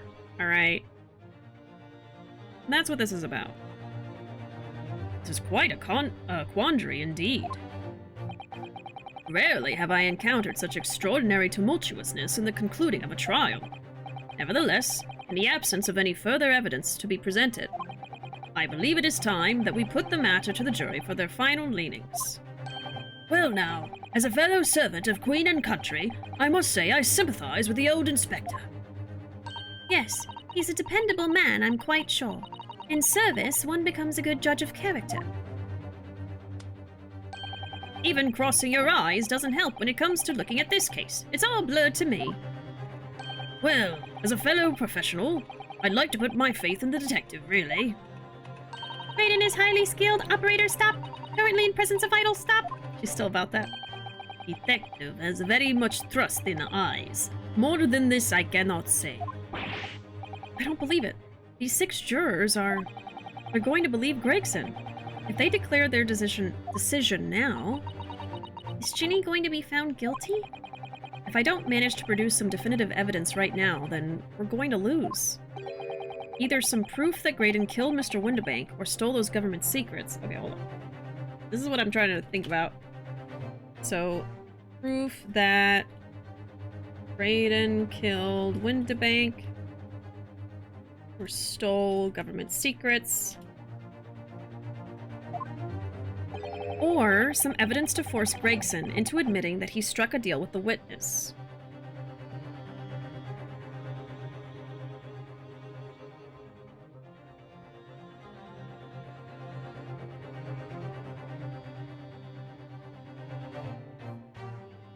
Okay. Struck a deal with Mr. Egg. Well then, Council. I think it's time I imposed on the jurors to declare their final decisions, no? That is, unless you have some compelling evidence you have thus far not presented to the court. If I let the judge call on the jurors to announce their leanings, Gina will be found guilty. There's no choice then, Ruuuvo. You have to throw some more evidence at them. This is it now. It all comes down to this. Who do I present evidence against? Gregson or Graydon? Well, yeah, let's save. And then I need to think. I need to think a little bit. Okay.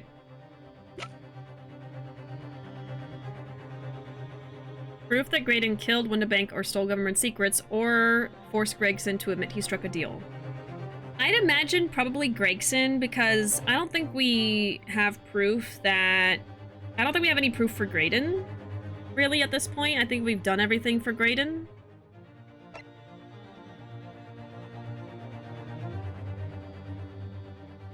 Proof to force Gregson into admitting he struck a deal. Iris raising up her gun. There's no choice then, Ruuuvo. We have to kill them. You have to throw some more evidence at them. And by you, I mean me. And by evidence, I mean projectiles from my steampunk gun.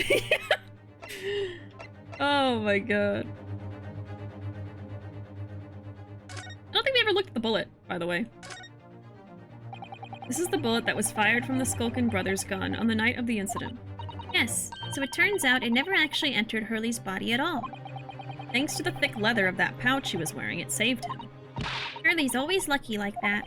Well, considering what he had to go through in hospital, I wonder how lucky he really was. Oh dear, poor Hurley. Jeez.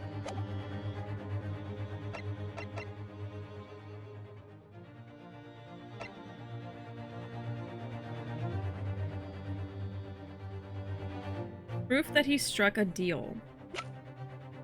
Or proof to force him to admit to it.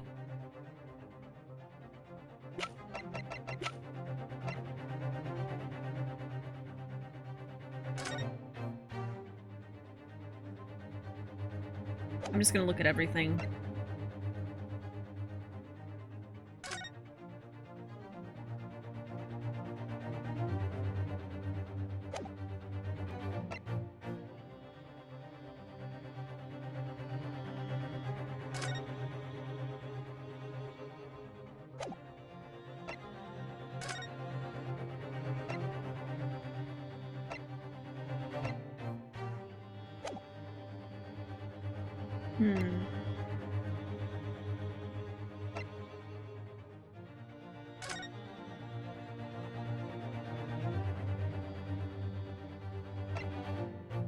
We figured out so much about this case, but I'm a little stumped with this one.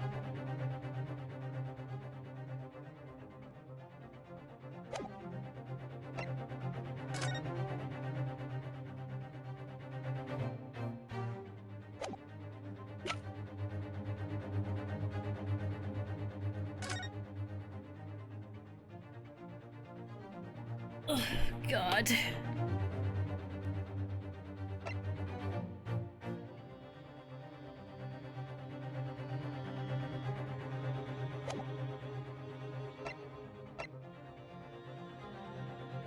I don't really know. I'm trying to see if there's anything that jumps out to me for Gregson. Maybe it will be about Mr. Egg. Because what would force him to admit to making a deal?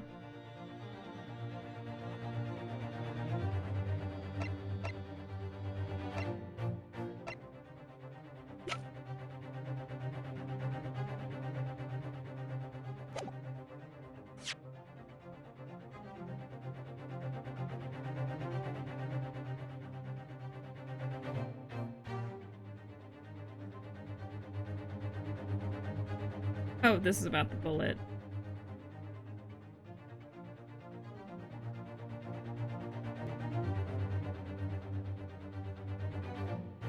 Oh, wait. Okay, they say, unless you have compelling evidence you have not presented to the court yet.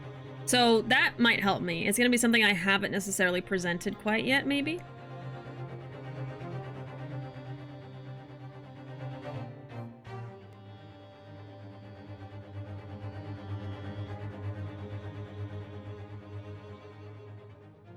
Okay. Something I haven't presented. Presented that.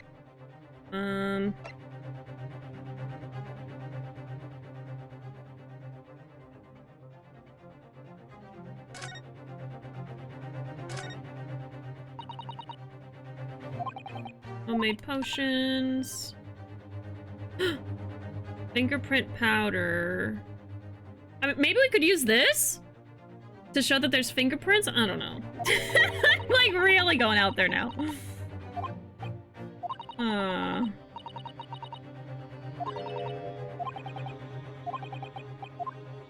don't know.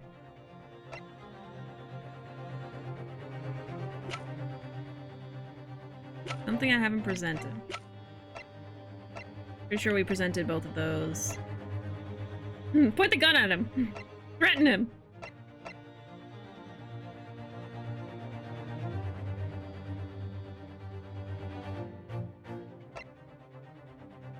Okay, I guess let me try to think of something for Mr. Egg instead. Is there anything that would prove that Mr. Egg killed Windabank or stole the government's secrets? I don't know if there's evidence for that in my possession.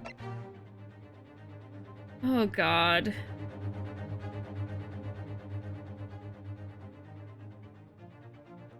I was hoping I wouldn't get stuck on anything today. But I have. I've met my match, so it seems. And now I'm getting stuck on, it's something I haven't presented before. Which might not be true, but that's what he said. Something that you haven't yet presented. So I feel like that's a clue. That might help me, like, rule out other stuff. It's this! I don't freaking know. I might have to trial and error this and just see what happens. Like, go for one of the two and then see what the dialogue is. It might help me. I think I already saved, but let me save again. Just have a clean starting point. I don't know. Let's say Inspector Gregson.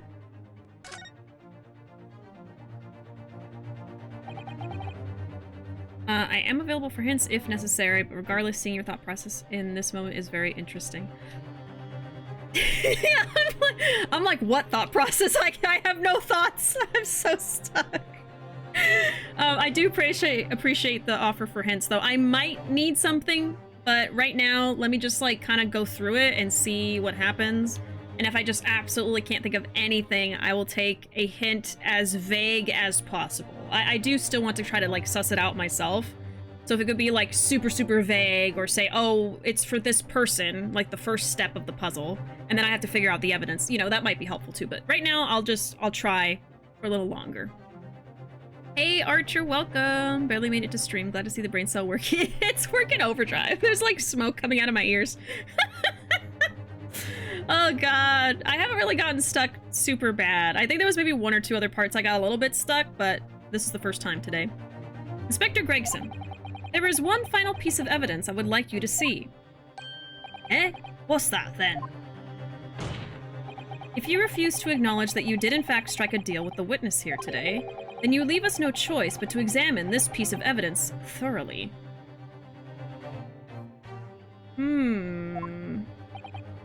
Well, go on. This is my last chance. It looks like I'm going to have to force his hand here. Okay, so now that he said that, maybe I can present the music box again. Because then we're going to say, let's put both of the discs into this box and see what it says in Morse code. And then he's going to be like, no, we can't reveal the secret. So then he's gonna tell us the truth. I don't know, maybe something like that. One final piece of evidence to get this detective to admit to the deal he clearly struck with Graydon. Okay, let's do another save. This might be the right track. This feels right, but... Ace Attorney has fooled me before. Take that! Is that Mr. McGilded's peculiar music box, Counsel? Yes, with the disc already in place, ready to play. I think perhaps now would be a good time to listen to the sound produced by the music box again. Only this time, yup. With the second disc we've just discovered set in place as well. Okay. Phew! See, I couldn't think of that in the moment when I'm choosing between Mr. Egg and Gregson, but I had a feeling that maybe Gregson would make more sense, because I did say earlier, I feel like we've done everything we can with Mr. Egg. So let's shift gears to Gregson. But I couldn't really think, okay, what would force him to say something? I don't really know. But then when Ryu was really piling it on, like, okay, you leave me no choice, I was like, oh, we're gonna want to put the other disc in. All right. You were right when you said, let's threaten him. Yeah, I just not with the gun.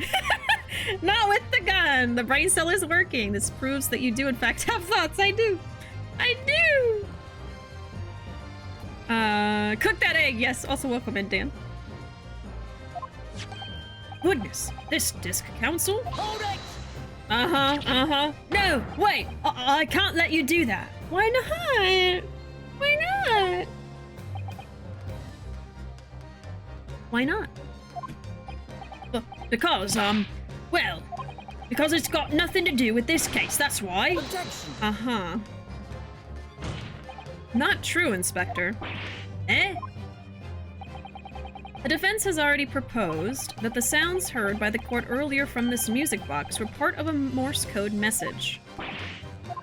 We know that Morse code comprises of 2 distinct tones. The defense believes that the second disc contains the second tone needed to complete the message, and now we have a chance to confirm that theory. For crying out loud, Sunshine! We're talking about state secrets here! If you go letting the whole courtroom hear confidential information like that, it's treason! Then do you admit the charge? That in order to protect those state secrets you engaged in unlawful dealings with the witness? You're mad! If you let that secret information out into the public domain, you'll be making an enemy of the entire British government, you idiot! Protection! Whoa, shit, sorry. There's a moth! It landed on my mouse pad, and I was very worried it was something other than a moth. Oop, jump scare! It's fine. It's fine. Yeah, that could have been me if it wasn't a moth. Now, let me tell you why I thought it could have been something else, because I've had a cricket jump onto my stream table, my stream desk, as I was streaming before. So, it's entirely possible. Moth scare. Yeah, moth scare. No, the moth is fine. The moth is free to fly around my room. I don't mind. Crickets are cool. Not when they're jumping up onto your desk and scaring you. And I have to say, here's the thing. I don't hate bugs. In fact, there's lots of different bugs that I do like, but I don't like bugs that you would consider creepy crawly, so to say, but I respect them, and I respect people who have them as pets. So that's fine. I would never wish harm on someone's pet, no matter what the pet is, right? The thing is, our house is, like, crawling with crickets all the time. The, like, black crickets, they're always coming in somehow, you know, and we just find them all over the place, and I'm just sick of it at this point. So I don't like crickets in particular because of that, so I have a bias. And they've always kind of creeped me out a little bit, so to be fair, yeah, that's not one of the bugs I like. Had spiders on my bed before. Oh god. Yeah, that's the thing. It's like, I can respect a creature, but not if it's like in my personal space when I don't want it to be. I was a hardcore bug king, and I still think they're cool. I just don't want them where I sleep. Exactly, right? Yeah, and I don't want them crawling on me or on my desk when I'm trying to stream, so... Yeah, but I don't mind moths. It just startled me, so I'm gonna leave the moth alone. It's fine. I don't respect mosquitoes. Those could die. Yeah, I hate mosquitoes. I hate mosquitoes. I don't like roaches. I don't like flies. I don't like crickets. I don't like scorpions. I found scorpions in my house before. A bug we all like, fishy bug. Oh, but there's plenty of bugs I do like pill bugs, butterflies, caterpillars, even some spiders. We actually have a bunch of quote unquote pet orb weavers in our garden because I'm not really scared of orb weavers. They don't really, you know, hurt people. And they actually help us with the crickets and the grasshoppers outside, so I don't mind them. I actually want to name them because we have like 4. There's like 4 or 5 in our yard at this point. They have a whole generational family now. There's like a grandma and a baby. There's so many orb weavers, but yeah, I don't mind them. Just finished playing Grounded. Oh no, you have to run from an orb weaver.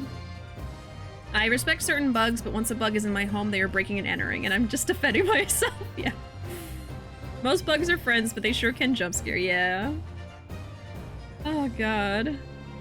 I have so many geckos around my house, but in my book they're fine because they just crawl around and eat. Oh, I love geckos. Yeah, I'm totally fine with a gecko getting in the house. I'll just catch it and let it outside. There are a lot of orb weavers in ground. Okay, I haven't seen a lot of gameplay. I know it's a fun game. I do want to try it at some point, but I didn't know about the orb weavers. I think I trapped a spider in a paint cup and left it there like a week ago. Uh-oh. I once saw a very tiny gecko and it made me very happy. Oh, a little baby. A little baby. I like geckos. Have you seen the booty shorts that say enemy of the state on them? Rio deserves those. Now I gotta see someone draw Rio wearing that. If it doesn't already exist. Oh, I love threatening to leak government secrets in a public courtroom. It's my favorite pastime.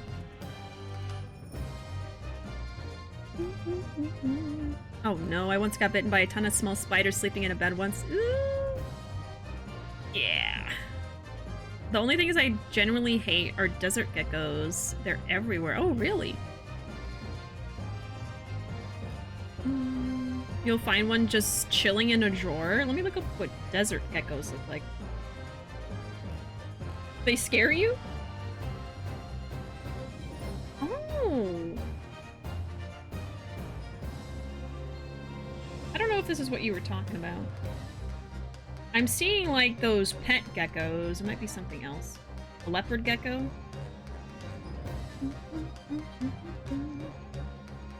If I see a spider, it's on site. Yeah, we get wolf spiders in our house, which potentially get like literally this big. That's not an exaggeration. Don't like those. But having had to deal with them, I am not really scared of tiny spiders anymore. I usually would be scared of like, you know, smallish spiders because, oh my god, it's a spider. But yeah, wolf spiders kind of threw that out the window, so. God. I have a story I could tell about spiders, but I won't right now. Let's move on. Oh, they're chill but annoying because they're everywhere. Okay. There's also wolf spiders in Grounded. Oh, great. I should stream Grounded. And be like, my arch nemesis! There it is! Okay. Let's not infect? Let's not infect. Yeah, that's the word. You know what? Let me go on a quick break. Actually, I gotta go to the bathroom. I'll be back in like 5 minutes, and when I return, we shall finish this game. No more spiders, back to leaks, never mind. Yeah. Yeah, let's not infect. Okay, anyway, I'll be back in about 5 minutes, y'all, and then we'll play some more Ace Attorney BRB.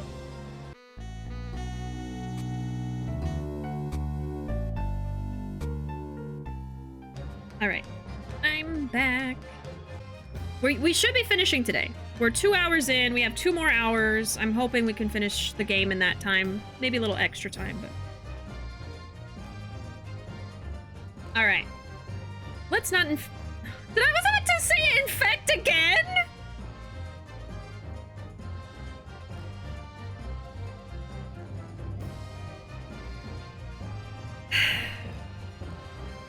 It's because I'm combining forget with inspector. My brain is combining those 2 words together and making me say infect.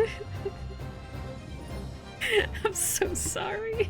Another break! BRB, no. I did nothing for you. Well, 5 minutes can't fix my brain, okay? Because I do that all the time. I do that all the time. I'm like reading ahead and my brain just starts combining words. I mean, it's happened on stream so fucking many times. It's... Oh! Okay, let's not forget! Inspector! That you, a Scotland Yard officer, leaked confidential case details to a witness. That you continue to lie to the court, and all because, by fair means or foul, you're determined to do your duty.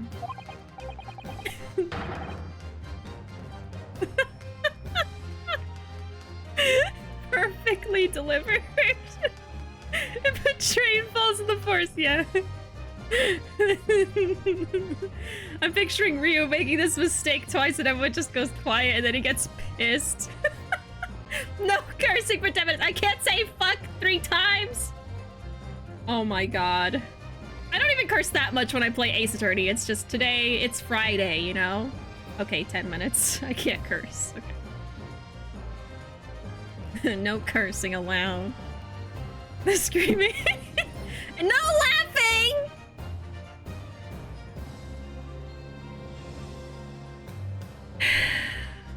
Alright. No laughing or cursing. No fun! No fun allowed! That's what y'all have done. No cursing and no laughing. Okay, laughing starts now. 5 minutes without laughing, 10 minutes without cursing. More like 9.5 though. What does Friday have to do with cursing? Well, you see, Friday typically is a day of enjoyment, frolicking, happiness, looking forward to the weekend. And so sometimes by Friday, you are ready for infection, yes. Friday, you let loose. I just happen to be cursing more today. I don't know. It's Friday. If anything happens on a Friday, I'll just say it's a Friday. It did make me smile. It did make me smile. Foot loose, even. Now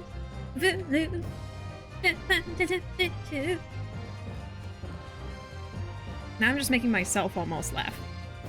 You see, it's Friday night! It's Friday night!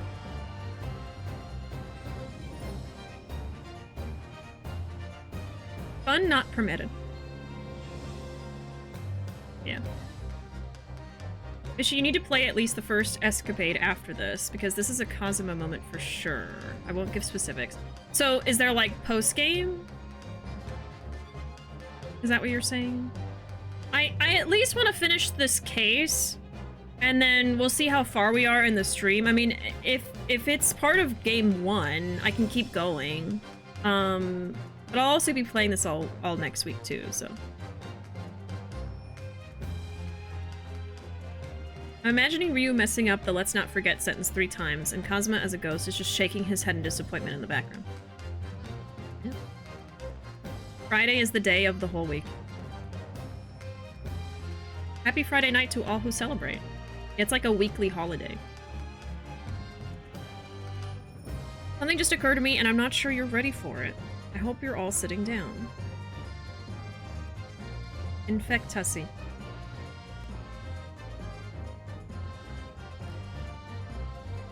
Friday is the day where you put your frickin' foot loose. Friday on a 3-day weekend, exactly. And I'm not supposed to curse? That's the trick, make yourself laugh. Well, it hasn't worked yet. It's not post-game, it's more like extra moments, okay. Extra in-between moments. I guess when we get there, I'll see how I feel. There's side stories that give backtail... Sorry. You see how I'm combining words again? Backstory details, but don't overly matter to the main plot. Okay. I haven't read them, so I have no idea if they are unsafe. Oh, okay, so this isn't something that's in the game? I don't think I laughed. Friday's also my day off of college, so I get... Yeah, there you go. It's a day to let loose. In fact, it's a day to foot loose. If you want to. You kick off your Sunday shoes, even. Oh, are we doing spoken lyrics again? I should definitely do that right now when I'm not supposed to laugh. Or curse. Sure, they're Sunday shoes. Why would you be wearing them on a Friday? Yeah. Friday is a day for Friday shoes. Oh, I forgot mine at home. They're part of the game, I just haven't touched them. Okay. I'll just focus on finishing the game, game 1. And then, I'll see when they pop up and if we have time to do them. I mean, I'll do them anyway, no matter what. I just don't know if I'll get to them today. We'll see. I'm trying not to laugh or smile or anything. So if I seem really flat and, like, not as amicable, it's just I'm trying so hard not to laugh that I'm just being really flat right now. I read this in Pikmin 2 Louis voice. Ooh. His voice is just like... Okay, give me a song. Give me a song to read dramatically. You're doing a great job of not laughing. Thank you.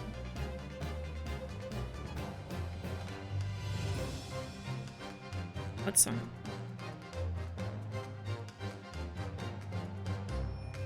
Hakuna Matata.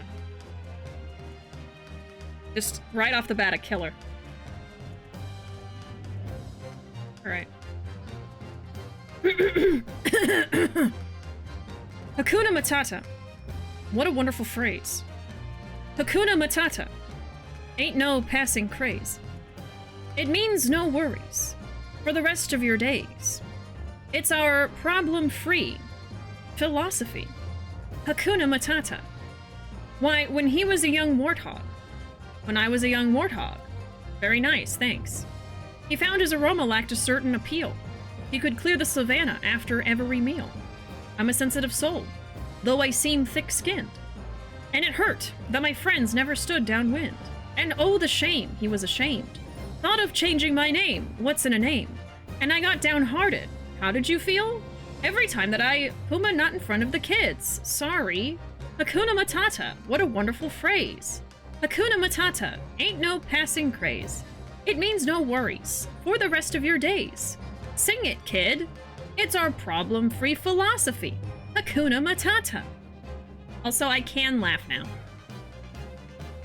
If Bishi seems very stone-faced and flat, it's because it's Flat Fuck Friday. I can laugh again, so it's fine. Is she using their newscaster voice? Oh, is that what it sounds like? Bohemian Rhapsody again.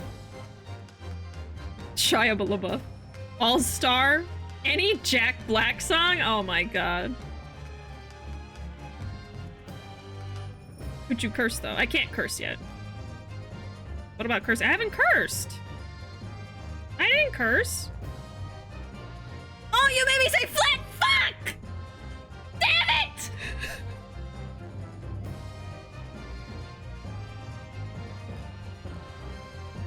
How could you do this to me?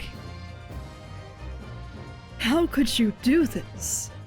You got me with Flat Fuck Friday! 10 more minutes. I never suspected a thing. It's flat, beep, Infect Friday. I need a censor sound effect. Do I have one? I might have one for myself. Let me see. At least I can laugh, though. That's less painful than not cursing. Do I have a censor beep? I don't think so. I have this. It's Flat Friday! Flat Friday!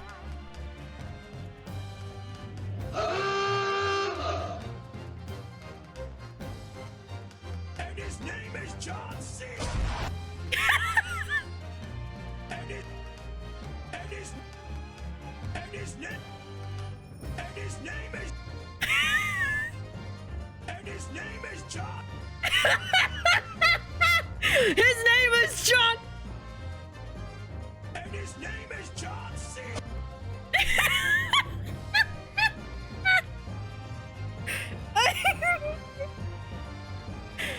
It's Flat Fuck Friday! Thank you for the clip.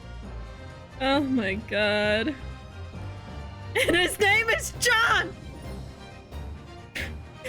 Oh. That's also a good one. Flat Friday. And it's wait. Oh my god. And his name is Did I curse it? Oh, did I say it again? I'm not even mad this time. I'm just like dejected. Okay, 10 more minutes. Flat John Friday. Uh-oh. Oh, I said the name, damn it. Did I just curse again? Oh my god. I can't stop. Y'all are the reason I'm not gonna finish this game today. I hope y'all know that. It's not me playing with sound effects, it's your fault.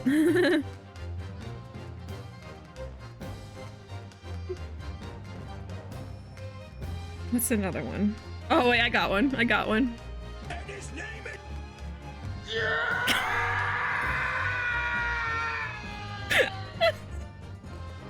and his name is and his name is and his name is G-line, B-line, Pete Rat, do my candle.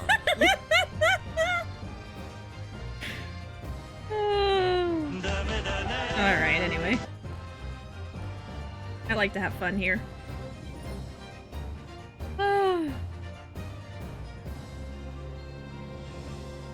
This is better than the curse jar. I'm too tired and sick. This is funnier than it should be. Why shouldn't it be funny? Why not? Bishy discovers wacky noises.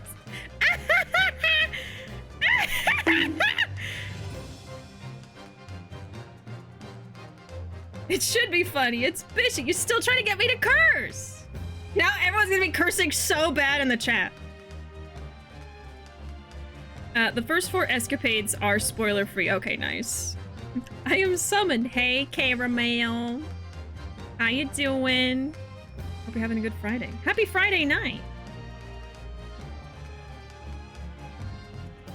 and his name is Caramel. I think my favorite is... and his name is No, actually, my favorite is... and his name is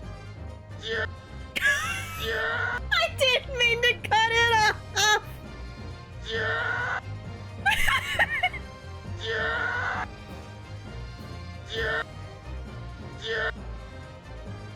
I'm in my girl's ear like...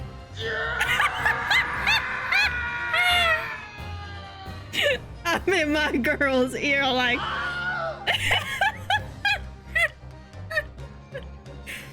Oh my god.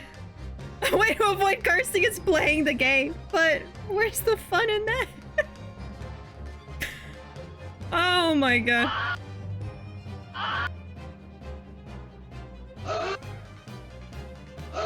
I'm in my girl's ear like...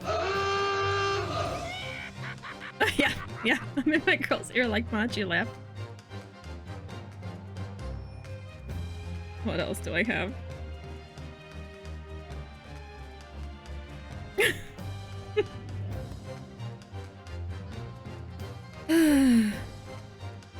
Someday Ryu will follow through on his threat. Oh, it'll happen.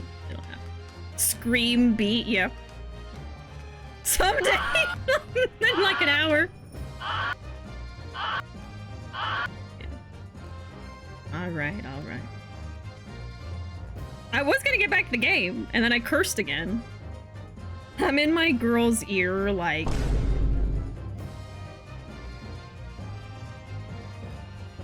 It is totally flat Friday.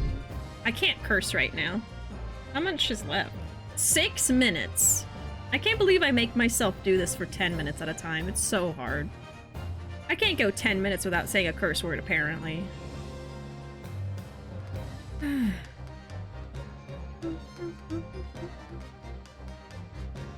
in my girl's ear like beast mode. Do I have anything else that would be good? Okay. I'm in my girl's ear like... Dale.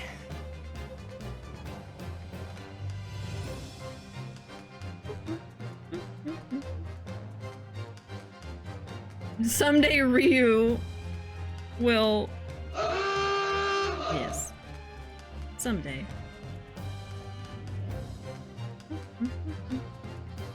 What timer? What timer is shady? What happened? What happened?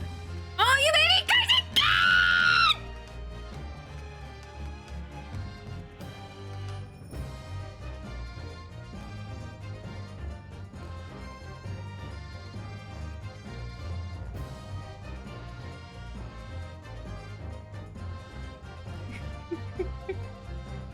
You should just start banning people. Just ban everyone! Emote only chat now. Emotes only.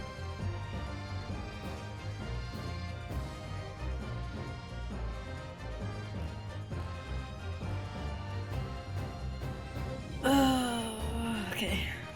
I'm in my girl's ear spilling government secrets. Okay. I guess I'll try to play the game so I stop cursing now.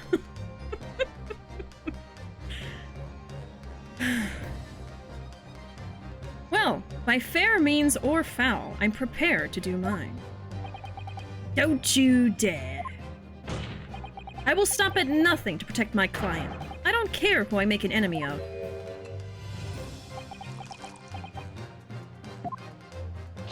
My lord, if you please, the court must hear the sounds made by that music box. Come on, Van Zieks, for Pete's sake, stop him! Objection! Inspector, you should know my methods by now. I'm a prosecutor. I'm no Scotland Yard puppet. In this courtroom, my duty is to the law, so let me propose a toast. To uncovering the truth by fair means or foul. Lejection! Lejection! Very well, the defense's stance here and that of the prosecution has been made very clear, I feel.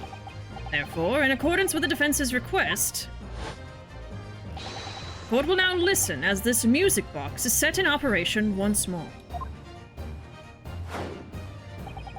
This time, with the second disc in place, and both discs playing simultaneously. How does it even have the flexibility for the leg thing anyway? That's a personal question. I know that camera, so the camera panning, that's good. That's good. Maybe he did ballet as a child, I don't know. He's a vampire. Does being a vampire mean you could put your leg up 180 degrees? When you become a vampire, you could suddenly do the splits. I could see it. The court must hear the sounds made by that music box. And his name is John C.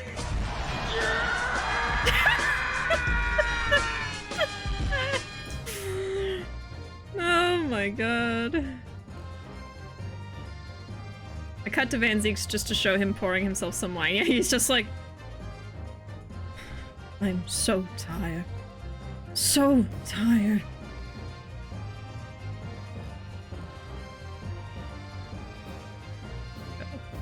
Alright.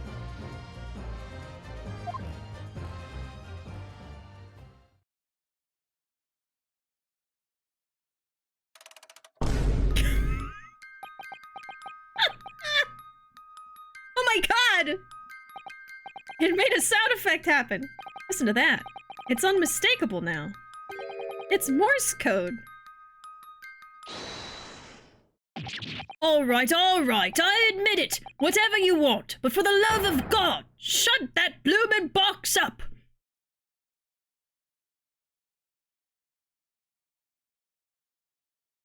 He didn't want to hear any more of the Vine Boom. He found it offensive. Let me ask you again then, Inspector Gregson. Did you or did you not strike a deal with the witness next to you in the stand, Mr. Ashley Graydon? Specifically, did you furnish the witness with confidential case details in exchange for this music box disc? Did you reveal the existence of the peephole in the pawnbroker storeroom door, Inspector? I did. What is that melody? Yeah. Stop it right now! It's government secrets. Stop. What are you doing, man? It's all exactly like the young Eastern lawyer said. When the trial resumed after the recess and we were stood here in the stand together, that's when he approached me with the deal.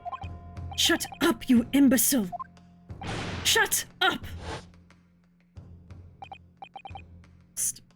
You there. You're the detective who turned up at the pawnbroker the other day, aren't you? I may have something you're looking for, Inspector, with me at this very moment. So how about a trade? I suggest you accept. Or information that may make certain individuals uncomfortable will soon become very public indeed. Your Honor, the girls are fighting. I couldn't let that information become public knowledge, not under any circumstances.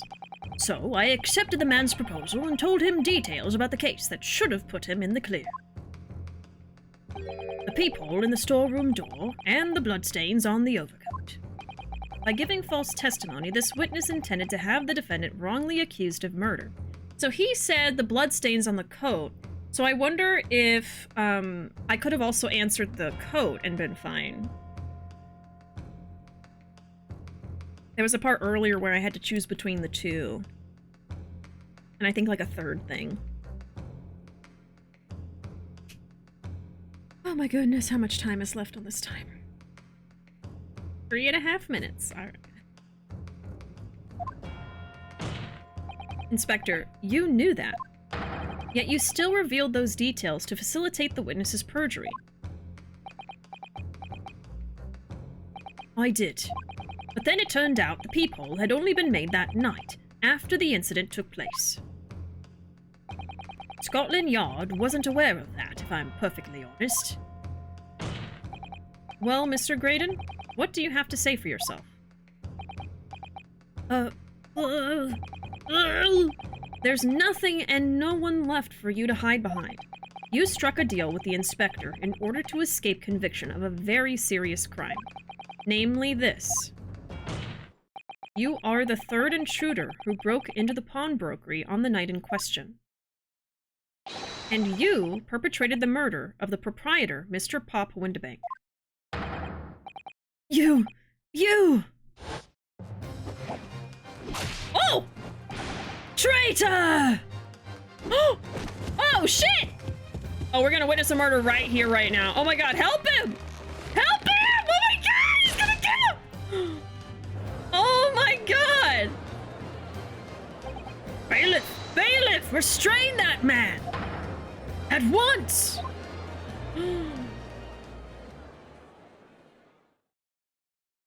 He was gonna strangle him! That's it then. It's all over.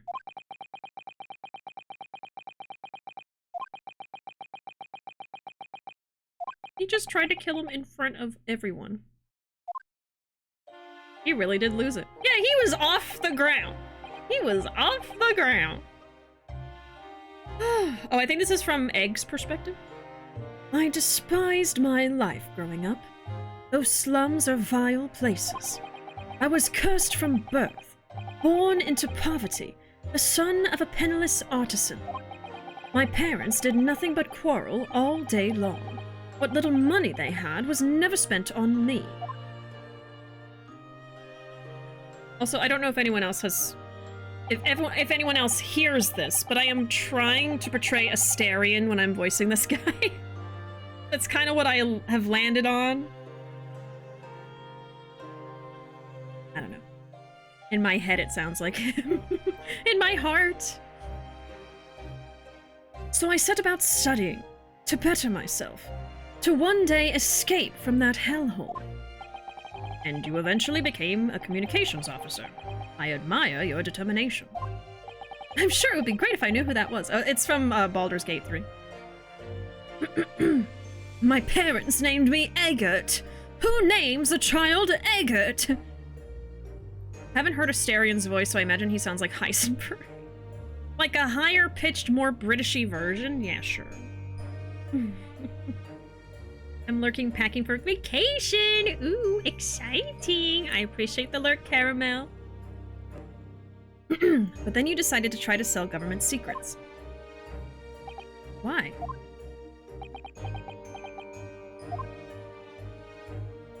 Isn't it obvious?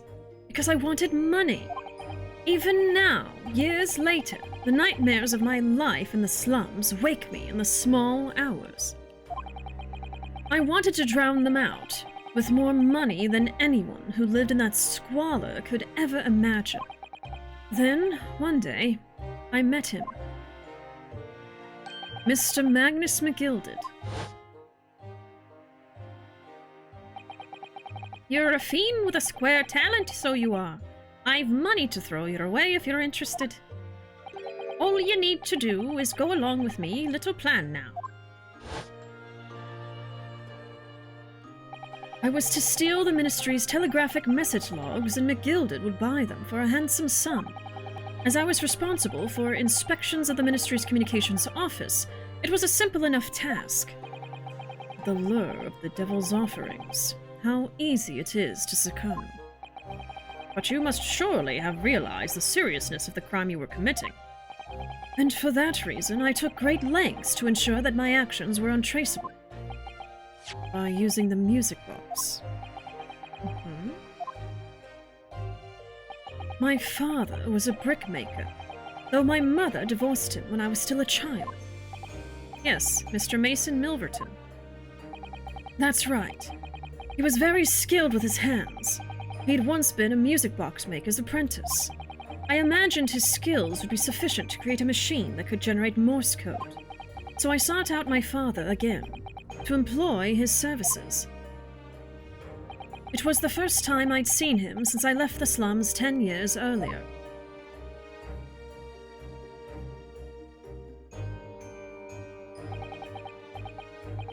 Look at you, Ashley. What a fine gent you've become, eh? He was a different man to the one in my memory. A thin, frail old man. But poverty had never broken him, never corrupted him like it had me. I was sure that he wouldn't help me if I told him the real reason. So I made up a story. I've got some work for you, Father. I need some music box discs made. Music box discs, eh? A musician friend of mine has written some music he wants to sell to the public. I've brought the score with me. There are 2, actually. I'd be delighted, son. It's been 20 years since I did any work like this, though. Fetch my tools, would you? They're in the loft. That's how I had him make the 2 discs.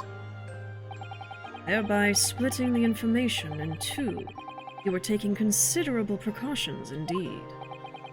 It was to protect myself as much as anything. It meant that I could deal with McGilded in 2 separate transactions. The first involved the first of the 2 discs and the music box for playing them. I exchanged them with McGilded for 10 guineas. Then on receipt of the second disc, he would pay 1,000 guineas. So, what happened on the omnibus 2 months ago? Was the second part of a deal? The exchange of the second disc? Yes. I'd sold the man information that way a number of times already, but it seems he became reluctant to part with his money. That doesn't quite make sense, Mr. Graydon.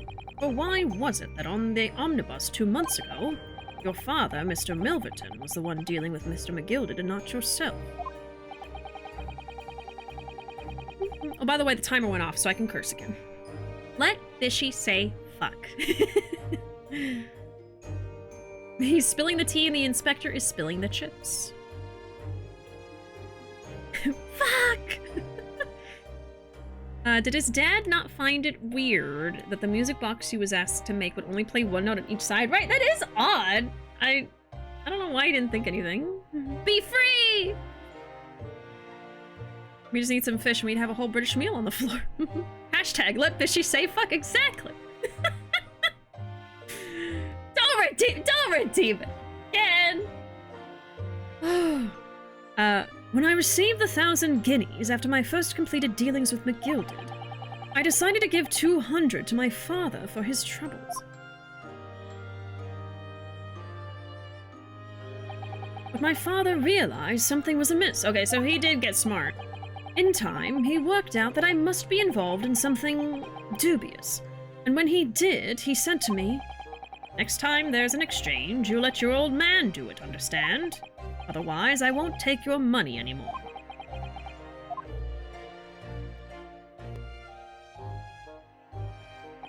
that was my father's way of dealing with it, I suppose. Climb into the omnibus, hand over the second disc, and take the money from McGilded. That's it. He had no idea what was actually on the discs I'd asked him to make. He never knew. Just like I'll never know why everything went so horribly wrong that night. All I know is that the disc was taken from him, and he never returned home. I mean, he got him killed in a way. He didn't kill him, but... It was only then that I found out what sort of a monster McGilded really was. So after 10 years of not once uttering it, I swore on my father's name.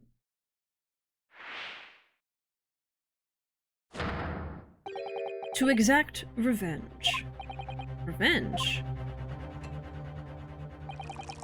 As anyone with even the remotest knowledge of the man will no doubt be able to imagine, McGilded brought all his wealth and influence to bear in the most despicable of ways. To crush any semblance of justice in his trial. The crime scene was tampered with, evidence was fixed, and witnesses were bribed. That trial 2 months ago was a farce from start to finish.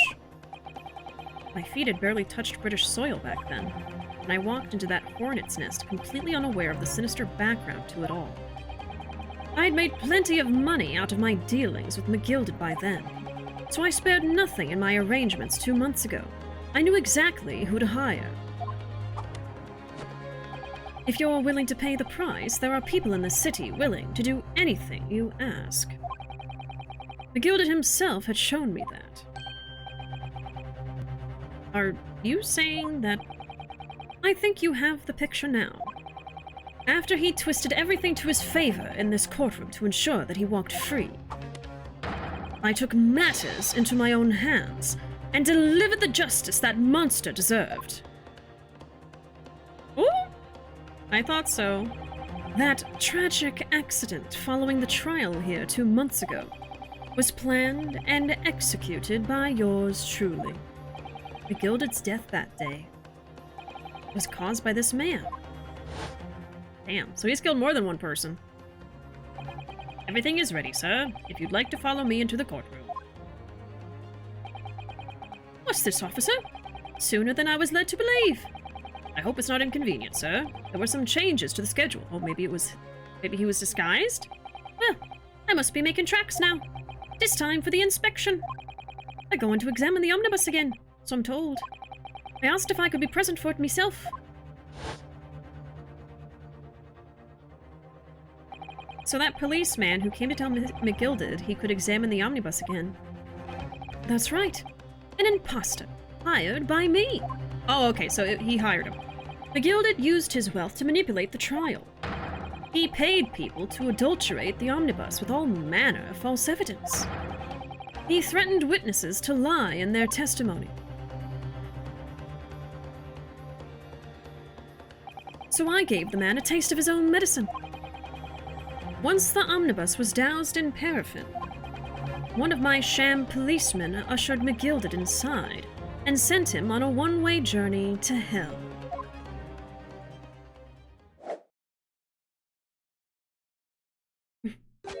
An eye for an eye. That's how I avenged my father's death. A spine-chilling account indeed. But that wasn't the end of it for me. There was a loose end, you see. A loose end? Yes, I should think it's obvious. A second disc, which my father had taken to exchange with McGilded. Ah, yes. There was indeed no mention of it in the man's trial 2 months ago. Clearly because it had been removed from the scene of the crime. When I realized it was missing, I remembered something. Something from the first time I dealt with McGilded.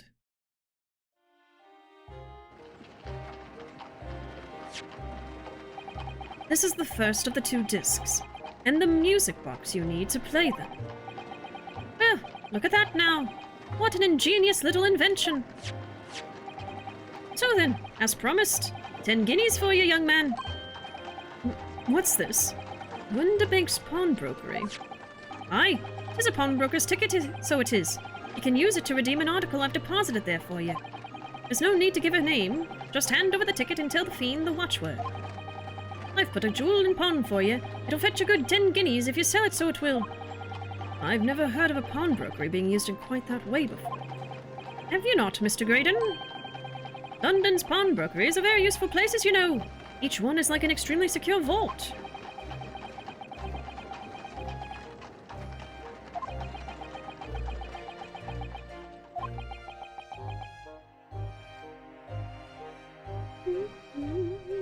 Ooh, sherbet sounds so good right now.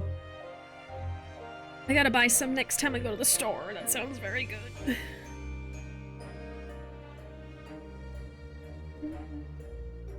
Can't say McGilded didn't deserve it. He was a generally horrible business. Yeah, he was a terrible person. But so is the person that killed him. I mean, I don't know. There's so many criminals here. So many. I love the silhouetted style they use for these modes. Yeah, I was trying to think of how to word it. The silhouette, yeah. I love the style they have of these flashbacks.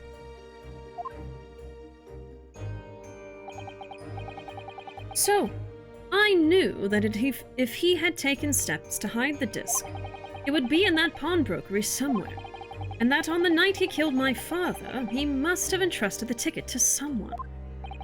Yes, to Gina. I remember now that when we first met you at Winterbank's that afternoon 2 days ago, you had a description of Miss Lestrade written down. How did you know who you were looking for? From the trial. That pickpocket's testimony was clearly peculiar. Anyone could see that. I realized immediately that she was another of McGilded's pawns, that he must have threatened her somehow. I was fairly convinced it would be her who had the ticket, so I started to make some enquiries. I had a strong suspicion the girl would come out of the woodwork on the redemption deadline. And he was absolutely right. And yes, sure enough, she did. All I needed to do was to wait until the girl went to Winterbank's to redeem the articles. But unfortunately, she redeemed only McGilded's overcoat and the one disc that was in its pocket. The all-important music box with the second disc inside was missing, because it had already been forfeited 2 days earlier. But I was unaware of that fact. Had I not been, I could have avoided my nighttime excursion. Meanwhile, as our investigation into the stolen government secrets was progressing, we'd picked up on the fact that McGilded was involved. Inspector, you've recovered fast. Yeah, he's fine now, I guess. My orders were to recover the stolen information as quickly as possible. So we started gathering the fella's possessions and examining whether we could lay our hands on. We had a full-scale investigation going on at the yard, but we had to keep it as quiet as we could. Then, when the inspector here took the disc from me in the pawnbrokery that day, I became nervous. I was sure the music box and the second disc were still there in the shop somewhere. So I knew that it was a race against time. I had to find those articles before the police did. That's what prompted you to break into the place that same night. With the help of your old friends, the Skulkin brothers. What happened that night in the pawnbrokery, I can only describe as a nightmare. While Nash and Ringo were searching the counter, I located the music box I'd sold to McGilded on the shelves of forfeited articles. And the second disc was inside. Yes, I slipped it into my pocket with a very deep sigh of relief. But then, something entirely unexpected happened. What are you doing in my shop? Bang! Bang, bang! A gunshot rang out in the shop, and I felt a sharp pain in my left arm. The broker fired his gun, and the bullet pierced your limb. Yes, exactly. But unfortunately, I decided to bring my own gun with me that night, just in case. Bang! Before I knew what was happening, I'd fired back. The man had already turned to flee. I hadn't intended to fire in his direction, much less kill him. But unfortunately for both of us, the bullet hit home. It struck him in the middle of his back as he fled through the storeroom door for refuge. Sorry tale. It all took place in the blink of an eye. I don't imagine Nash and Ringo even realized what happened at first. I was terrified, so I fled. And that's the whole story. That's everything that happened at Windibanks on that wretched night. Man. Guess we did it. We did it? Did we do it? Are we done? The silence is so loud.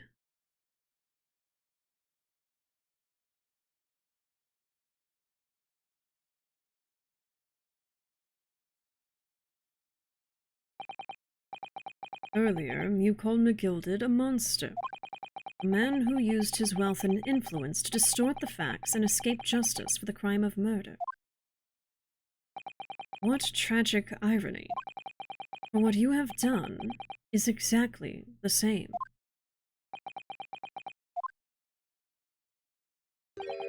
You've become the very monster you saw and despised so deeply in McGilded. Yes, I think I have. Sucks to suck. Sucks to suck, what can I say? Well, this has been a long and exhausting trial. However, it would seem that at last we have arrived at the truth. Inspector Gregson, what of Mr. Ashley Graydon? He's been restrained, my lord, and is being escorted to the yard. He'll be charged with the murder of Mr. Windibank and the stealing of government secrets. Very good. And you, Inspector. Regrettably, you will have to face charges yourself. Yep. Yes, my lord, of course. It transpires that you were complicit in helping a criminal escape justice. That fact remains whether or not you were doing so in the line of duty. The crime is a serious one, Inspector, and inexcusable. Now to the defendant, Miss Gina Lestrade. Yeah? It is time for the final adjudication. Is the jury ready, Mr. Foreman? Yes, sir. Dip Squadron standing by, sir. This is really it now. The last push, the final call, the finishing whistle. My men are ready to deliver their verdicts. Thank you, Mr. Foreman. Very well, ladies and gentlemen of the jury. We will now declare your final decisions to the court. Not guilty. Not guilty. Not guilty. Not guilty. Not guilty. Not guilty. Not guilty. Yippee! We did it. We did it. We did it. We did it. That's the stuff. I'm off the hook. Finally, Ruuuvo, you finally managed to do it. Finally is the word. I really wasn't sure if we'd come out on top for a while there. Susie was right. You're the best lawyer in the world. Oh. Miss Lestrade, I am not finished with you yet. Eh? What are you looking at me like that for?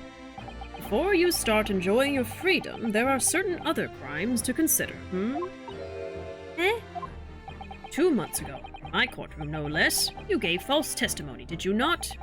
And in relation to the trial today, not only did you unlawfully enter Windibank's pawnbrokery, you also attempted to abscond with Mr. McGilded's property, it seems.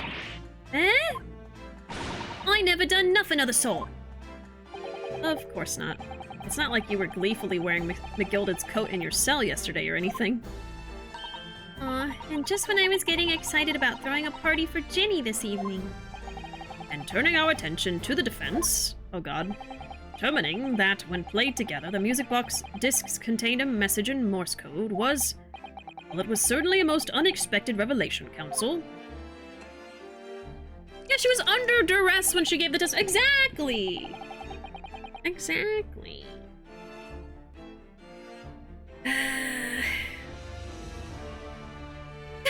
The verdict is unanimous. Guilty. Send this child to the gallows now. She did break and enter, so she did do some stuff wrong. She did. But she's also a widow girl. She's also a baby. She's also a baby. I love this because it's you're just as bad as the person who hurt you done actually right. Yeah. You played yourself, yeah. The silhouettes look super ominous or sometimes slightly off due to using angular lines instead of curves, while also not requiring much detail to get the point across. Yeah, I really do appreciate those moments a lot. Your Honor, she's a baby! Your Honor, she's baby. Oh, he mentioned the trial. Oh, yeah, you know what? I can actually solve this right now.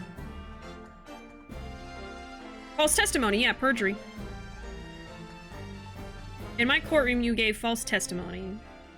And then today, you broke and entered and tried to steal McGilded's stuff. Yeah.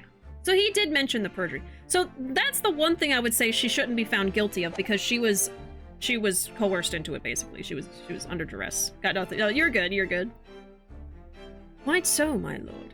The prosecution was caught entirely off guard. Your Honor, my client, she pleads oopsie-daisy. In light of the circumstances, her sentence is commuted to being British. Being British is her only crime. In fact, I think we should applaud my learned friend's courage here today. I propose a toast. Oh, okay. Can you imagine if his wine has been like Welch's grape juice this whole time? To demanding that government secrets be disseminated before the entire courtroom. Oh, very sorry about that. It was the only way. It was the only way that I could get Inspector Gregson to admit to what he'd done, so... If I may say something on that point. Isn't that... Who's speaking? Oh. It's, about the sounds produced by the music box before. I do wonder if that was really Morse code at all. What are you saying, madam? Oh, well, it's just that I'm really rather fanatical when it comes to Morse code, you see. So much so that the whole world seems to be covered in dots and dashes to me, in fact. Goodness, madam. An unhealthy level of obsession one feels. But I must say that in my opinion, the sounds produced by those two discs were nothing more than that. A meaningless series of two different tones. What? What? Can that really be? It wasn't Morse code after all? My lord, the defense would like to listen to the music box again. Are you off your nut? How many times do I have to tell you those discs contain ministerial secrets, sunshine? This courtroom is not an appropriate forum to discuss the nature of the government communications. We know McGilded conspired to trade national secrets with our enemies, secrets acquired from Mr. Graydon. Now that the man has admitted to his crimes, we have no need to pursue the matter further. Ugh, but it's really going to bother me. Just personally. Miss Lestrade? Yeah, me lord? That which you have seen today here in this courtroom has been extremely disturbing. Falsified evidence, intimidation, perjury, a grim catalogue of depravity. Gravity? Gravity? An appalling experience to befall any child. Come on. It ain't nothing I don't see most days in the back slums.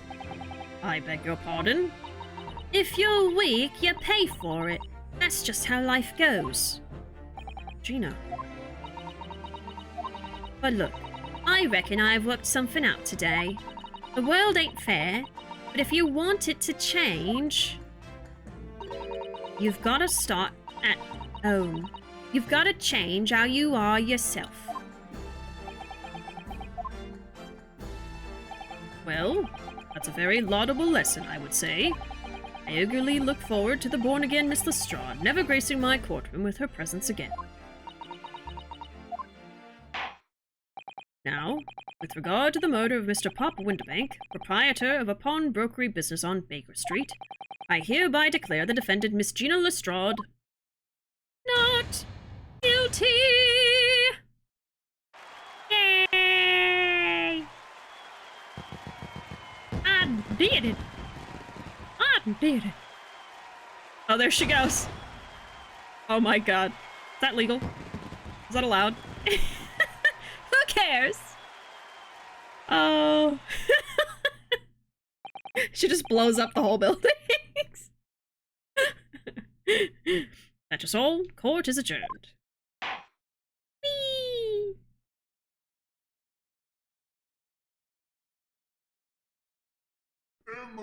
Oh my goodness. Thank you, thank you. Oh, hello, Vampire Daddy. I'm sure grape juice would be cheaper, yeah. Van Zeke's and his sarcastic toasts, this guy. My headcanon is he can't retire and live off of rich family rights because he keeps smashing glasses and wasting expensive wine. It's Morse code with a very thick American accent.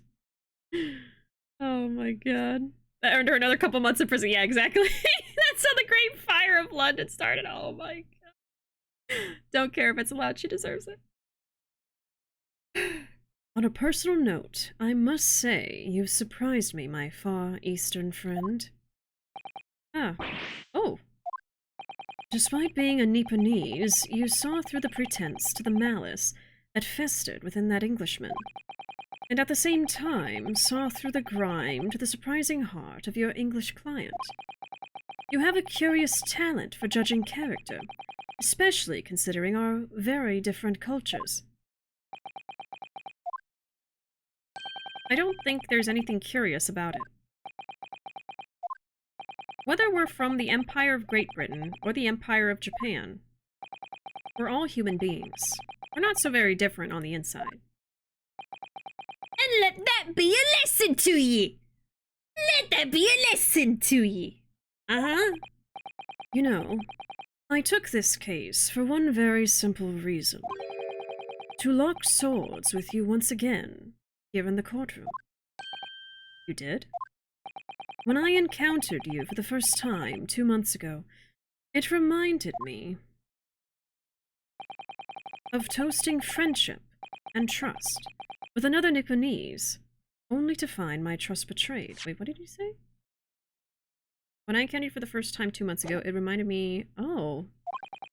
Through you, I hope to look into the eyes of the man I once knew, and try to understand. So he's been betrayed by a Japanese person, and now he thinks all Japanese people are untrustworthy.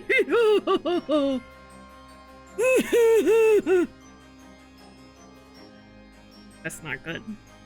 That's not good. It's not looking good for you, sir. It's not looking good for you. Mm-mm.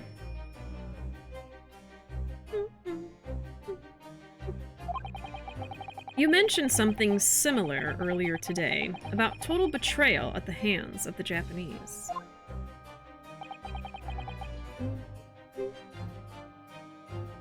What happened exactly? Well, you may ask. And one day, when the time comes, you will learn the answer, whether you like it or not. Okay. Alright. Then I'll wait for that day, if I must.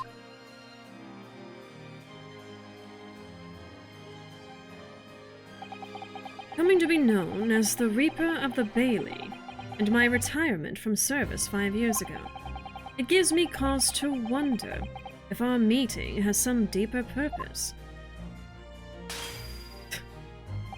So, farewell, my learned Nipponese fellow, until we meet again.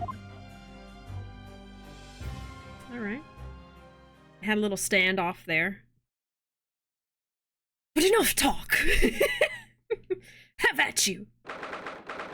17th April, 5:24 p.m. The Old Bailey Defendants Antechamber. He did the Dracula.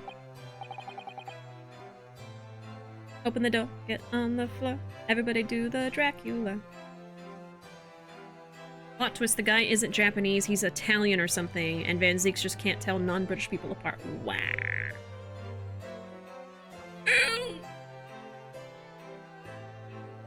That's a big thing that bothers me about playing this game. Like, I like this game, but the British people are so fucking terrible. They're so racist and they're so terrible. Oh god. Van Zieks approves of homoerotic sword fighting. Who doesn't? You cannot be talking about locking swords and hallowed chalices like this.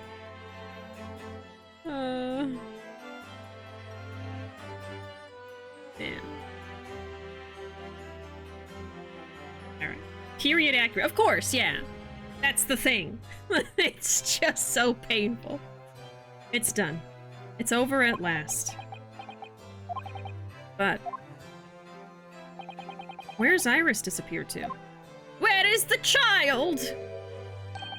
Oh, well, there's another child, but that's not the one I was talking about. Oh. Congratulations, Gina. I knew it all along. I knew that you were innocent. Well, you did what you said, Mr. Naruhodo. You believed in me, right up to the end. You're as old as your name. What's odd about it? I told you I had faith in you, didn't I? No one ever has before, see? Kept a promise, I mean. Properly. That's awful. I figured something out today. All me life, growing up in the slums, I've never trusted no one. But that's just 'cause I've been scared of being stabbed in the back. I mean, the more you trust someone, the more it hurts when they let you down. Yes, I think I can understand that. After all, I had a taste of it in that trial 2 months ago. I chose to trust someone and paid for it. That betrayal left a big scar. You know though, Gina, I worked something out quite recently too. Trusting in someone else is really an exercise in learning to trust yourself. And when your gut tells you it's the right thing to do and your trust is rewarded, there's no better feeling in the world. I think I have you to thank for reminding me of that valuable lesson. Oh, well, if you say so. Don't make a fat lot of sense to me, though. I'm trying to say that putting my faith in you, Gina, has been a real pleasure. For crying out loud, pack it in! But I suppose I sort of feel the same way. I mean, sometimes trusting someone else is, you know, alright. Thanks.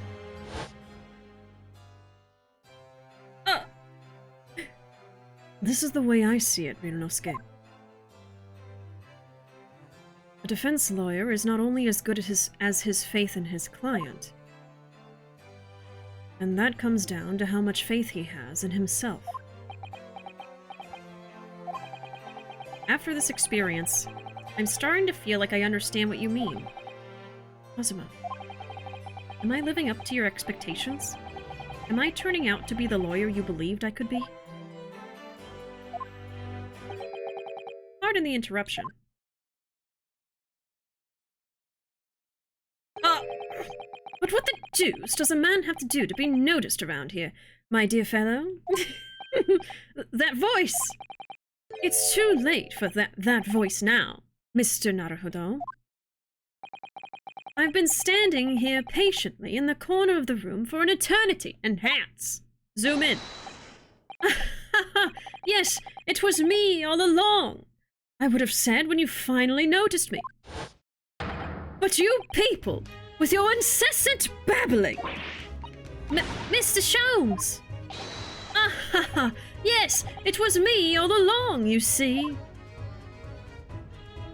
There he goes again, begging for attention. Oh my god. I'd assumed you'd been taken back to the hospital, to be honest. Indeed I was, but I managed to escape again. Loki expected him to hang from the chandelier. I wish he did. Oh. It's only because he's injured. That's the only reason he's standing around like a normal person right now. I happen to be aware of one or two foibles of the doctor who is tending to me. I merely made my knowledge of them known to the man, and he happily issued me with a leave of absence. Oh, very above board. But enough of my adventures. That was a fine victory, Mr. Naruhodo. Your tireless efforts justly rewarded, I feel. Congratulations are in order. As a close friend, I tip my hat to you. Oh, thank you. Some great detective you are. Great at being cold as ice, maybe. Have I irked you in some way, Miss Lestrade? While you've been having a snooze in your nice soft bed, some of us have been fighting for our lives. Ah, well, that bullet did cause me to lose a substantial amount of blood, it's true. Yeah, actually he was fighting for his life too, but okay. So I have indeed been feeling somewhat cold. Not perhaps as cold as ice, but, well, have a feel. Could you take your hands off my neck, please, Mr. Shultz? He's just, like, choking him. And, in some way, I suppose, congratulations are in order for you too, Miss Lestrade. What's that supposed to mean? Why so half-hearted? Well, naturally, it isn't my intention to alarm you, but an acquittal in a trial with that particular prosecutor is perhaps a little precarious.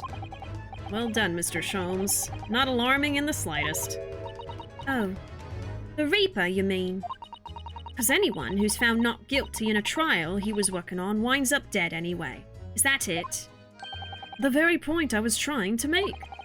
And as exemplified by the fate of Mr. McGilded, in fact. Ah, but of course, I pay no attention to such irrational drivel myself. Plus, I feel like that is for people that are actually guilty, but are found not guilty, you know? Like people who do bad things. Yeah, well, it don't bother me. Oh, really? Of course not. The way I see it, the Reaper's a bit like him upstairs. Him upstairs? You mean, like, God? Yeah. Him upstairs knows what's what, right? He knows what people are like on the inside. He won't have got the wrong end of the stick. There's some coves like that bog trotter, what are rotten to the core. At the end of the day, him upstairs makes sure they get what they deserve. I suppose that's one way of looking at it.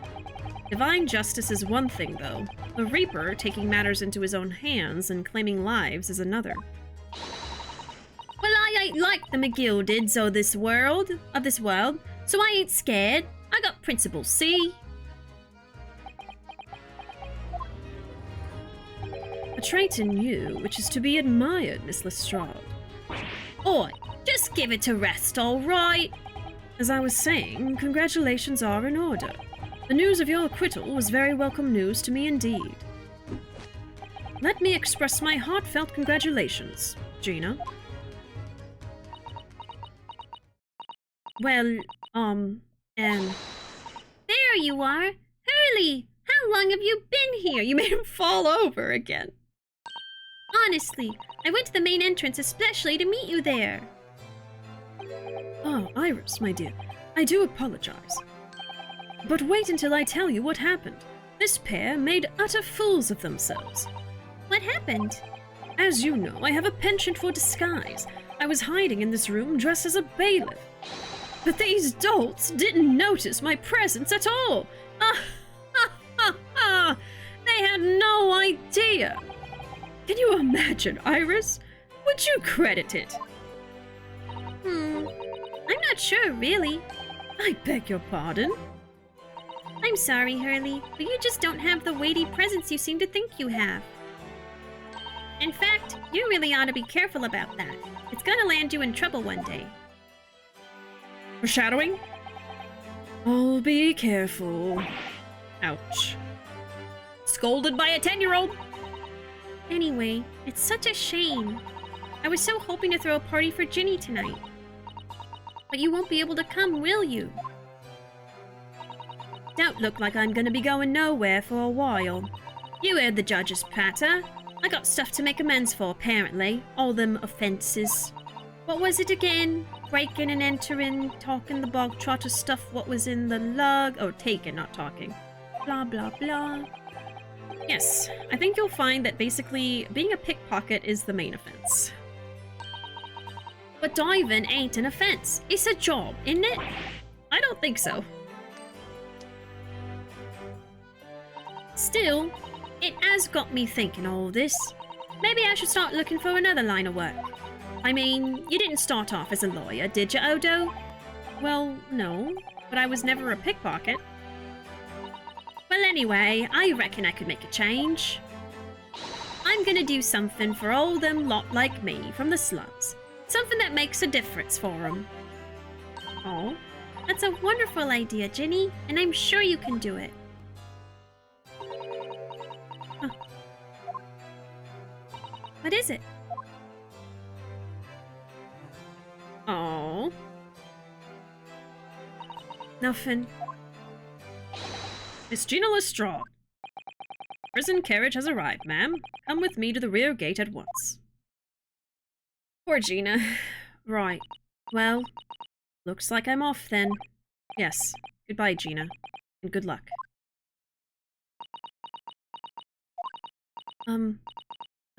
Odo. Yes?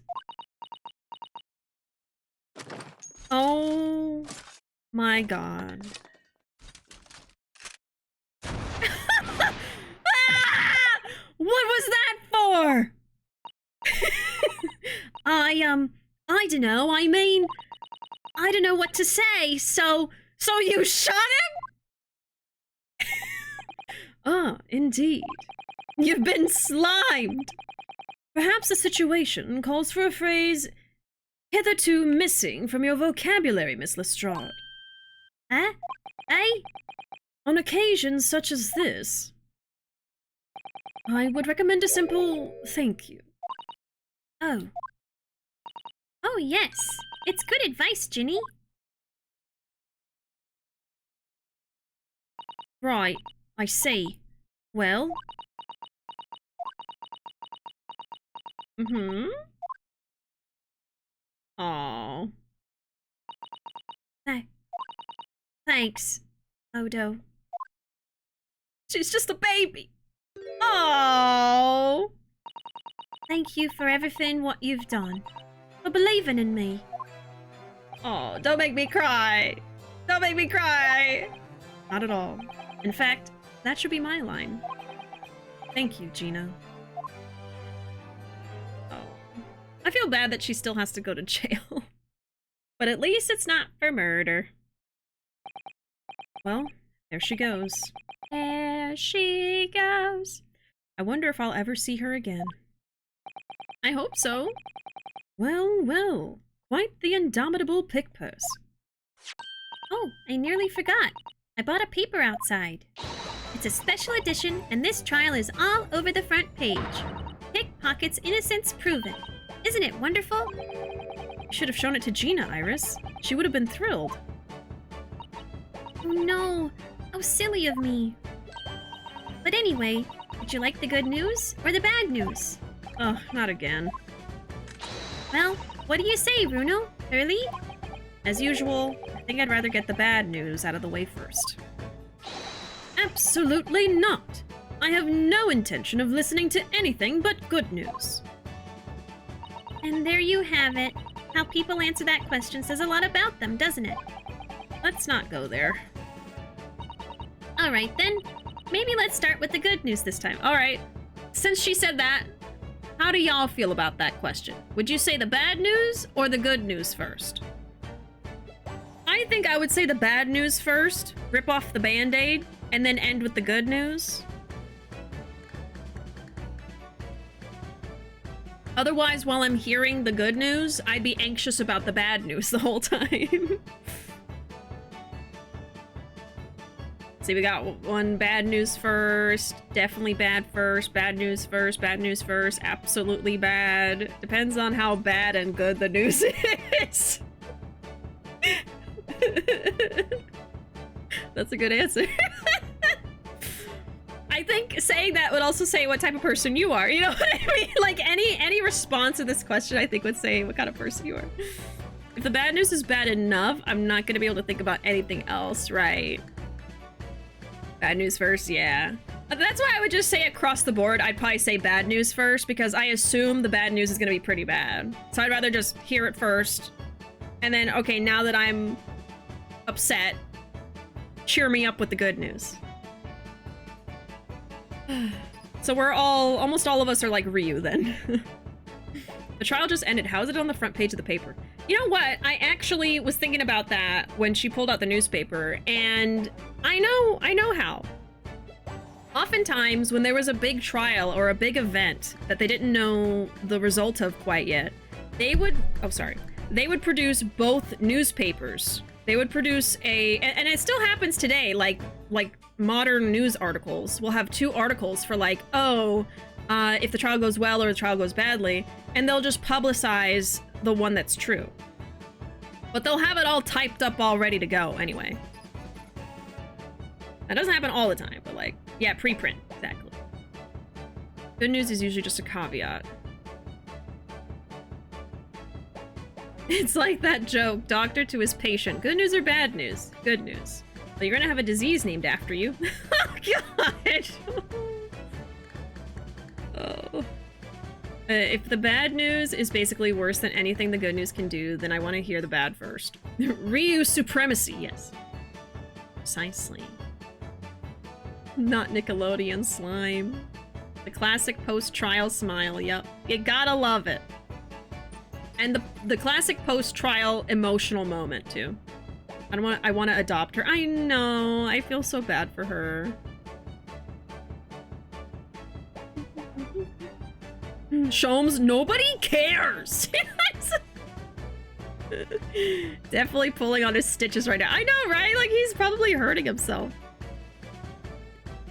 And... Alright.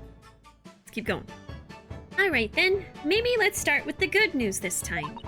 The rain has finally stopped. It was a record level of rainfall, apparently. Well, that is good news indeed. We can journey back in greater comfort. Alright then, what's the bad news? A huge storm has left the seas very choppy. The channel in particular is awful, so sailings out of Dover have been delayed by a day or more. Wait, Dover? Susato? That's right. If we head to the station immediately, we may still make it in time to wave Susie off. Aw, let's go see her. But there won't be a train, surely. We couldn't be that lucky. You'll never know if you don't try. Who do you think I am, Mr. Naruhodo? Mr. Jones? I rushed to Victoria Station earlier and made arrangements for a special express. If we hurry now, we shall be there in time for dinner. And I know of a fine restaurant that serves the most delicious baked sole. I don't... The great detective does it again. Indeed he does. I happen to be aware of a number of the rail transport director's foibles. What? I merely made my knowledge of them known to the man, and he happily laid on the locomotive. Elementary. Mm-hmm. He's like blackmailing everyone he knows. Just an idea, but it might be wise to stop manipulating people that way. What are we waiting for then? The London Victoria. Good night, Caramel. Thanks so much for lurking with us. Have a good one, and I hope you have fun on your trip if we don't see you before then. Good night. Must meet up with yet another baby. I know. I love that we get to see Susato. I was kind of hoping we'd get to see her somehow, some way. I'm very happy about this. 18th April, 5:32 a.m., Port of Dover, Quayside. That took somewhat longer than I had anticipated. Susie's boat must be about to leave now. Miss Susato, where are you? Oh! What are you not doing on the boat? Over there, look. It looks like she's reading something. Hold it! Miss Susato, wait! What are you doing? She disappeared and reappeared. Mr. Naruhodo? What are you doing here? We came as soon as we could after the trial. I mean, we heard that sailings were being delayed due to the bad weather, you see. Oh, I see. Then tell me, how did Gina's trial go? It went well. She was acquitted.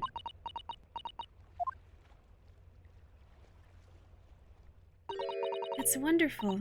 Really wonderful news. She can teleport, yeah.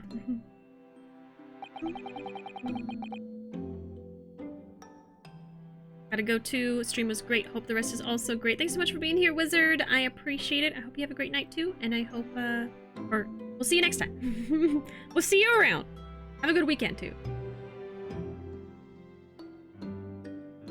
Oh, is it Quayside? What was it?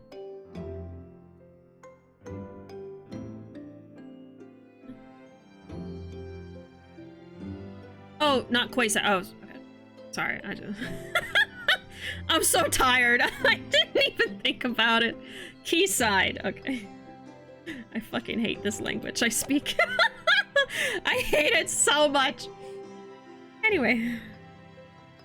Oh, good night, Arkham. Oh my goodness, everyone's going to sleep. I think we're almost done. We're almost done, though. Good night, Arkham. Yeah, Susanto, you gotta leave now before you're arrested for tampering with the crime scene. Exactly. English sure is a language, yeah. A bad one. The book you were about to throw into the sea. It was your encyclopedia of British law, wasn't it? Oh dear. I was hoping you hadn't seen that. I'm not worthy of practicing law in any way now. So, I was saying my final farewell. You were saying goodbye to law? You? Susato-san? Would I be correct in assuming... It's because of the peephole, Miss Susato. I deliberately altered the scene of a crime, and then I tried to hide the fact. What I did is utterly unforgivable. That reminds me. How did you even come to have this, Susie? On the evening of the incident, Mr. Sholmes had invited Gina to dinner, if you remember. Oh yes, we had a wonderful time. Well, Gina gave us a little introductory lesson, didn't she? Yep, she pickpocketed it. The art of pickpocketing, I mean. Oh, that was so much fun. I stole Runo's armband. Yes, please don't do that again, Iris. That band is very important to me. Yeah, it was Cosmo's. Well, if it's so important, you should pay more attention to it. You didn't notice for ages. Well, you know. On a whim, I thought it would be fun to see if I could take the cat Flapomat, so I put it up my sleeve. Really? And then I rather forgot about it, until I found myself in Mr. Windabank's shop with it later that night. I see. And then...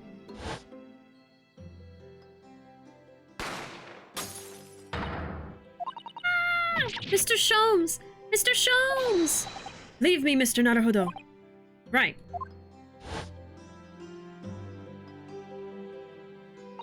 After Mr. Naruhodo had left the shop, I started to think that door started to play on my mind.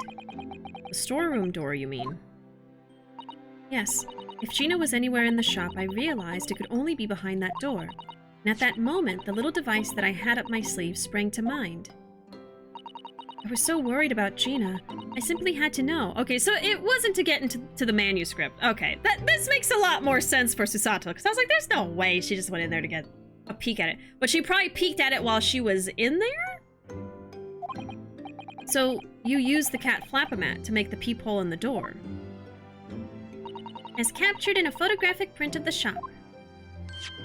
By one of Hurley's red-handed recorders. Indeed. It was of the first importance, that point. Precisely when the peephole was made, that information would prove to be Mr. Naruhodo's greatest weapon. Though naturally, without proof, it would have amounted to nothing. But when I looked through the hole in the door... A sight that met my eyes made my blood run cold.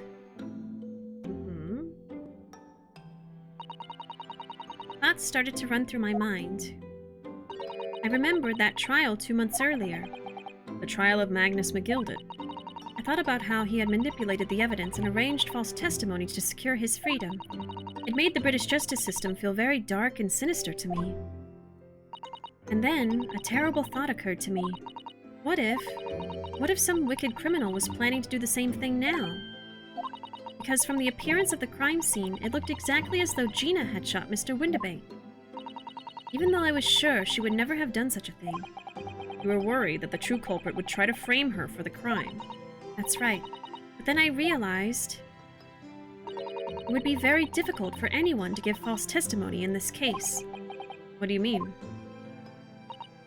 Well, the crime appeared to have happened behind the door of a locked room. For someone to claim falsely to have witnessed it, there would have to be a way to see beyond the door. Oh. For which, a peephole would be the very thing. Only the peephole I had made wasn't actually there until after the crime had been committed, of course. And the criminal would know that, so it wouldn't make any difference. But the possibility of a rather ingenious trap was there, was it not? A trap? Is that why she did it? So, is that why you kept it a secret, Susie? You never mentioned that you made the peephole to anyone, not even the police. I know. And I knew at the time what I was doing was wrong. A criminal offense, even. That's why I decided to confide in Mr. Sholmes. If Mr. Naruhodo was completely backed into a corner, with no other possible means of escape, the truth about the peephole could save him. That was my plan. She really does think of everything. But then, why didn't you just tell me everything before the trial began? My dear fellow, you're not thinking straight. If she had done that, it would have rendered you complicit in the whole escapade. Oh. You could have been disbarred if you had been seen to have knowingly tampered with a crime scene. So Mr. Sato decided to shoulder the burden of responsibility alone. For your sake, and Miss Lestrade's. Mr. Sato. The truth is, when it happened, I did it because I lost a little of my faith in the law. Oh. I was worried that the right person wouldn't be convicted of the crime. But the moment I allowed myself to think that is the moment I lost my right to call myself a judicial assistant. I think having some... what's the word? Oh my god, I can't think of the word at all. Having some negative view or some criticism of the law, I don't think makes you not able to participate in law. In fact, I would say it is better for you to have some apprehension, that's the word. Have some apprehension, some doubts, yes, about law. I think that would make you a better lawyer, better judge, etc. Because you know that sometimes it's rigged. What you did isn't comparable to what he did. Brayden is the one who lied in the witness stand, using that peephole as a way to implicate Gina. And besides, if the peephole inconsistency hadn't existed, I'm not at all sure that she would have been acquitted in the end. Mr. Sato, what you did saved Gina's life. Well, with your kind words, Mr. Naruhodo, you've saved me too, from my regrets.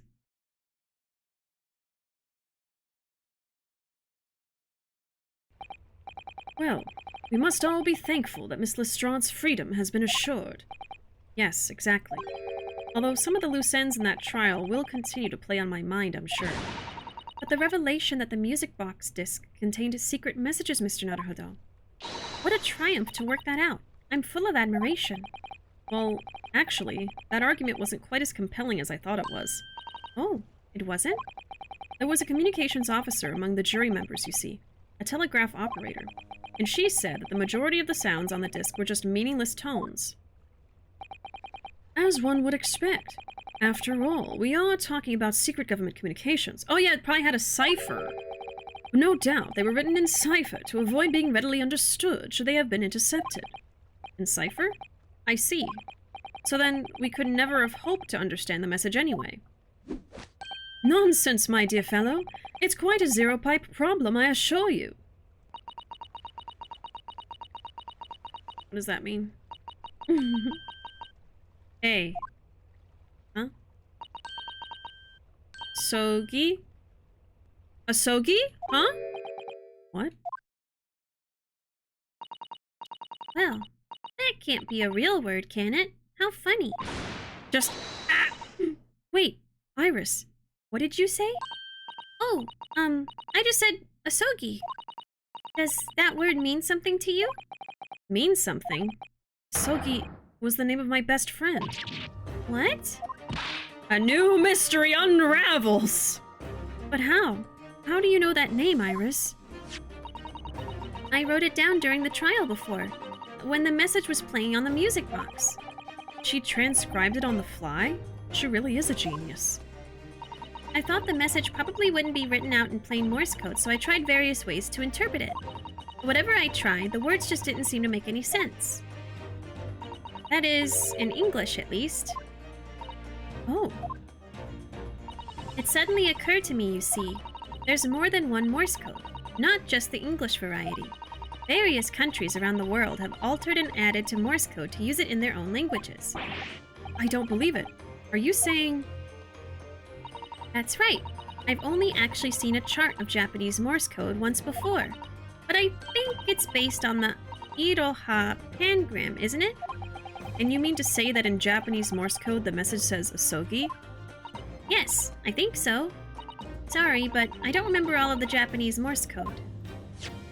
Iris, could you let me see that? Mrs. Sato, do you know it?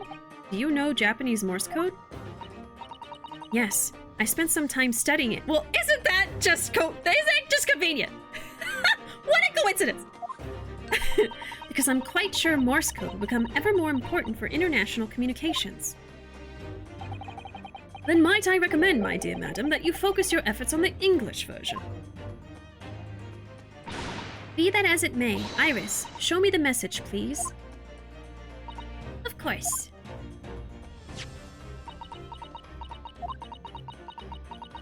What does it say? But what can this possibly mean? Whatever is in that long sequence of supposedly meaningless dots and dashes, it's made the color drain from Susato-san's face. There's no doubt that this message is written in Japanese Morse code. So the British Empire has been using Japanese for its secret communications? I don't understand the reason why, but the message appears to be a list of 4 people's names. 4 names? The first is Kei Asogi. Kazuma Asogi. Why was his name on that disc? The second is A Shin. Shin? I don't recognize that name. The third is T Guregusen?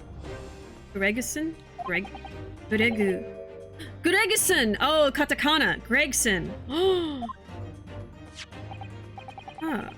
It would seem Tobias Gregson is the 3rd man on the list. And what's his name doing in a secret government communication as well? And the last name. No, A Shin, it was A. Shin. So it's an A name and then Shin is the last name. What's the matter, Mr. Sato? It's just so strange. So unexpected. Oh, what is it, Susie? Don't keep us in suspense. The last name is J. Wilson. What? Wilson? John H. Wilson? You mean Daddy? Uh-oh. It only says J. Wilson, so I'm afraid I can't be sure. Then, after the 4 names, it reads, if I translate from Japanese, that is all 4. And that's the end of the message, or rather, the end of what you noted down, Iris. I just can't believe it. Who would ever have thought that those discs contain Japanese Morse code? Not to mention a strange list of some disturbingly familiar names. It would appear that this particular message is a communication of some kind between Great Britain and the Empire of Japan. So, Daddy could be in Japan then, where Susie and Ruuuvo come from. Oh, well, No, it's not very likely, really, is it? I mean, there there are thousands of people with the surname Wilson, and there must be lots of J's among them.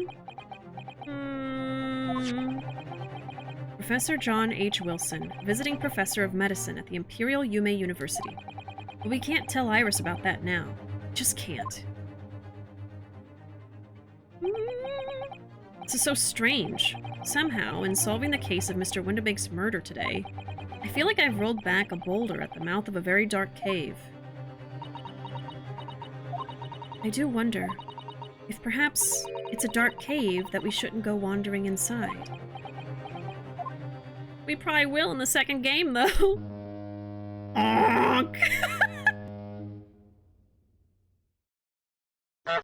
That's my honk. Oh dear. The ship is going to set sail soon. Yes, it seems so. I'll sail on that steamship first to the port of Dunkirk in France.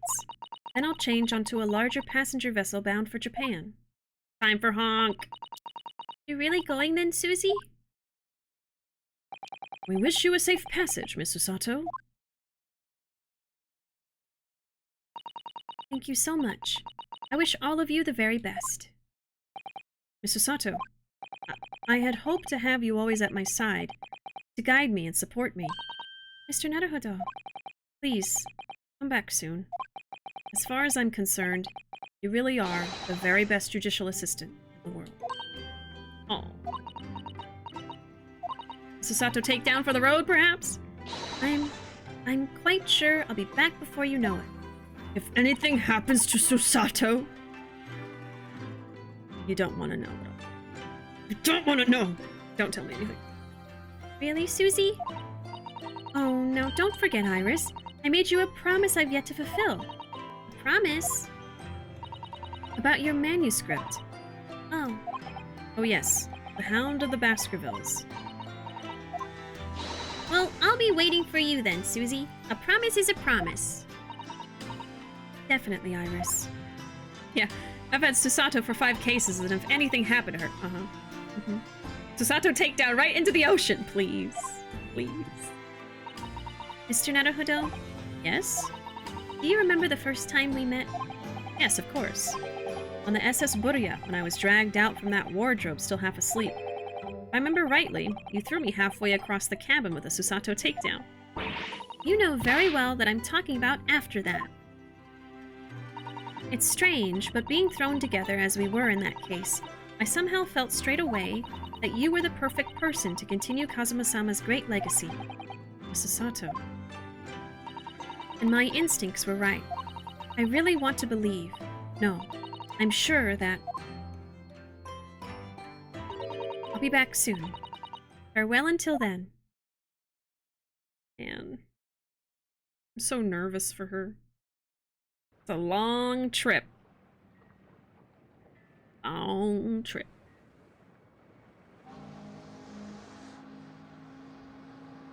Somehow we seem to have come to the end of the adventures of Ryunosuke Naruhodo. Or the first volume, at least. Oh, the cat! The cat's there!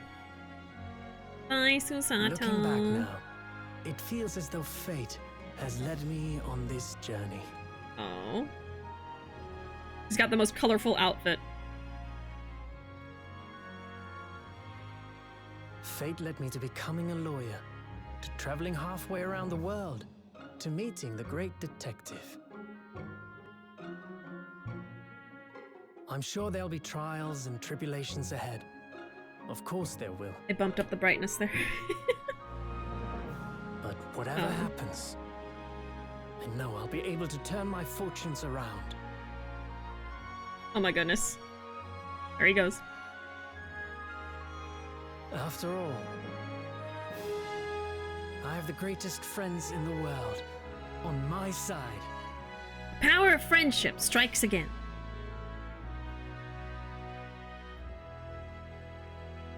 Hi, Susato. We'll see you later, hopefully.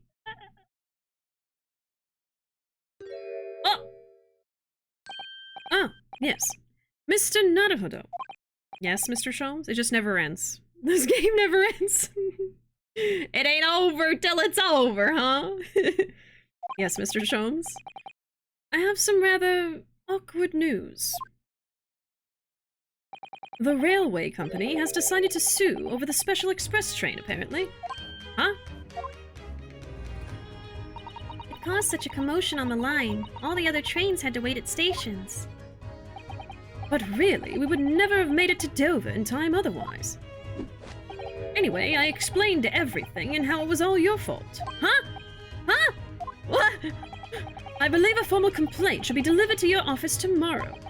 But not to worry, my dear fellow. According to Miss Susato... You love defending yourself in court. Huh? Huh? Huh? It's alright. I'm perfectly happy to testify. He really didn't look like the sort of man who would do something so outrageous. See? Mr. Sholmes? Yes? A word, if you don't mind. Why, certainly. Any word you like. Bellow it out, my dear fellow. Oh yes, I love Ruuuvo's words, and I know just the one he'll use here. Then, I really must say... Objection! Oh. There we go! Yay! We did it! There he goes. Roll credits! I love when he speaks his words. His silly little words. Ryu's dead if he's living with these two. Oh my god. There's the hot Herlockshams. In the following weeks, hundreds of music boxes arrived at Baker Street from all over Europe. Something was afoot. Though it transpired, I had ordered them all myself. So I advertised them for sale with used by Mr. Sholmes to solve an important case. And the money I've earned. Consulting detective work pays a pittance by comparison. So now he resells music boxes. I did it! I finished the first game. There's another one. So we're not done with the Great Ace Attorney Chronicles quite yet. I haven't slept a wink. This manuscript is due tomorrow now. When I'm this busy, Hurley usually cooks me breakfast. Well, cooks is an overstatement for some dry toast and an insipid coffee. I do miss Susie and her lovely Japanese breakfasts. I want Japanese breakfast. That sounds delicious. Foibles. If you're not in constant danger of death by detective, are you truly living? Witness your testimony! Yeah, we gotta go through all the characters. It's riddled with contradictions. Exactly. Rarely do Coben coins hide under rare stakes themselves. Now this feels so long ago. Well, Ida Nosa knows his father. I'm doing British as an innocent man. Oh god. Witnesses, my courtroom is no place for your petty arguments. I'm so used to doing British, it's just coming out. I also want Japanese breakfast. They make dope music. That's also a good band, actually. Yeah. Oh, this guy! Having delivered the Russian dancer to shore in Shanghai, I laid low on the steam, but last night I apprehended an extremely suspicious Japanese national on board. I've done nothing wrong! All I did was give Wakahai's offspring refuge in my pocket! A man brings some kittens on board and suddenly he's a hardened criminal! It's not fair! Babies! Kitten babies! Maybe Wakahai is a girl. Because usually calicos are girls. Let's make it catch a break. Nope. Yeah, technically everyone probably has a British accent, but I'm not doing it. Scientific investigation will be the gold standard of policing in the new age. I dream of a world governed by the tenets of order and discipline. Like a great clock, in fact, whose hundreds of parts mesh together in perfect unison. Now, if you'll excuse me, I have but 2 minutes and 37 seconds until my next appointment. Yeah.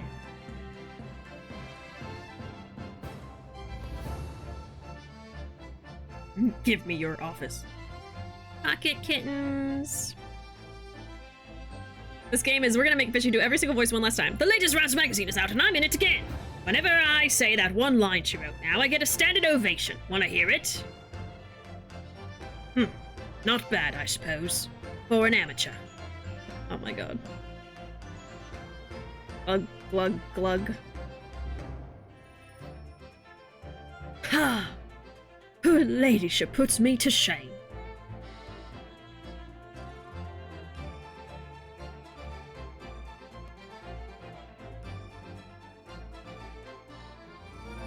Pinky's out! Pinky's out! Been visiting the old girl on a daily basis, of course. Joni, my old jailbird. Must say, battling with those bally stairs every day has done wonders for the... Managing rather well with the housework, too. Got this maid business taped up, I'd say. Hope the gossiping neighbours don't realise the man of the house is his own maid. For the what? I don't know. I don't know what he said. I didn't read it in time. I was too slow. Yeah, it is a cool credit sequence. Oh, these two. My Rowley is back on the beat again, all thanks to the Reaper. There's nothing I enjoy more these days than hunting out a small change in the gutter. I'm a better Bobby now, looking out for Londoners, their dropped halfpennies, and my lovely wife. Oh, Pat. Oh, Rowley. And then Fran just says it. Oh. I will be sure to extend my pinky when I eat my cereal out of a styrofoam cup. The struggle meal of all struggle meals. I'm just kidding. Looks like I'm gonna be doing time for a bit now. But Iris comes every day for a natter, so it ain't too boring. She's always going on about all them cases what Sholmes is looking into. Criminal investigations are kinda interesting when you get into them.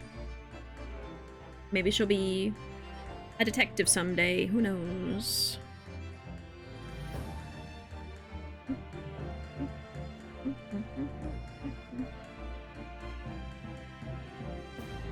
Yeah, there's this guy. Yes, I renounced my upbringing and chose a life of sophisticated crime. But regrets, please. Give over, bruv. That ain't the Ash we used to know. We got time in here to plan the comeback of Milverton and Skulkin's milk run, right? The three Muskewatsits. Milk in the neighborhood for all it's worth. Please stop milking the neighborhood. Please stop.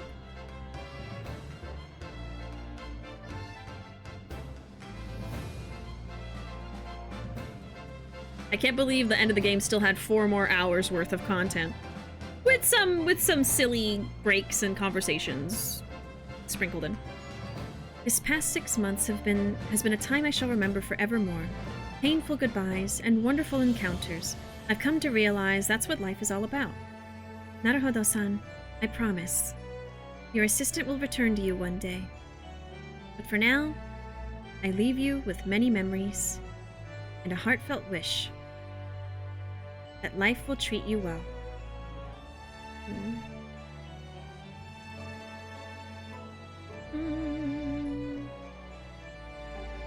Oh. It's empty without her! Oh, the cat! There always has to be a family photo. Found a family! Oh. Wait! God damn it. Shoot. I should have been quicker. That's such a cute photo. Lovable dorks. Kazuma! He's back. And he's little. And here's the real credits, probably. Is there a word for, like, the 2 different versions of credits? Where'd they go? Rip Kazi. Rip Kazi.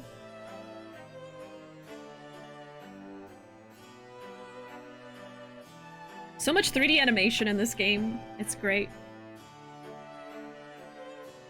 Kazuma.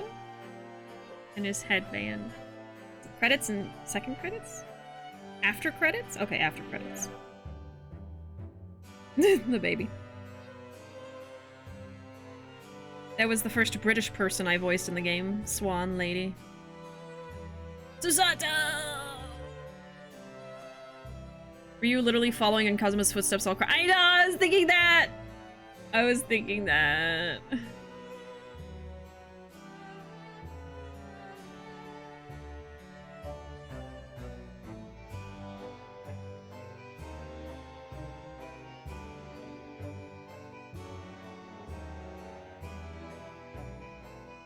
There's the Russians. There's the pet snake.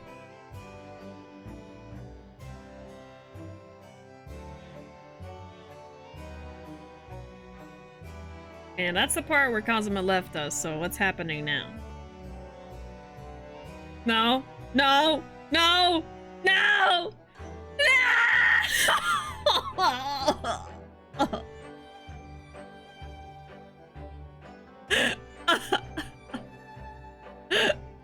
I'm actually crying. Why are they hurting me? Why is this game hurting me? Not her holding the katana. Oh.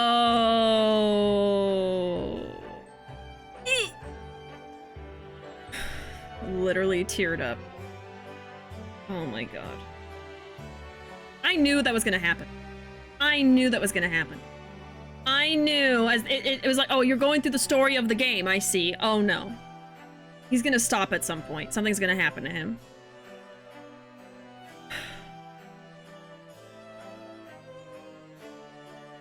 For you continuing Kazuma's path when Kazuma has to stop, I will cry. I cry. But now Susato's following us. There's Beppo! It's Beppo! Oh yeah, welcome back to the screen after your model change. Yeah, that was their way of doing it. Fuck you. Fuck you!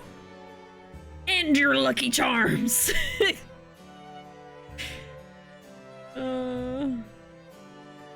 I know, is Susato gonna stop walking with us at a certain point? I hope she comes back in the second game and everything's fine and we have more adventures together.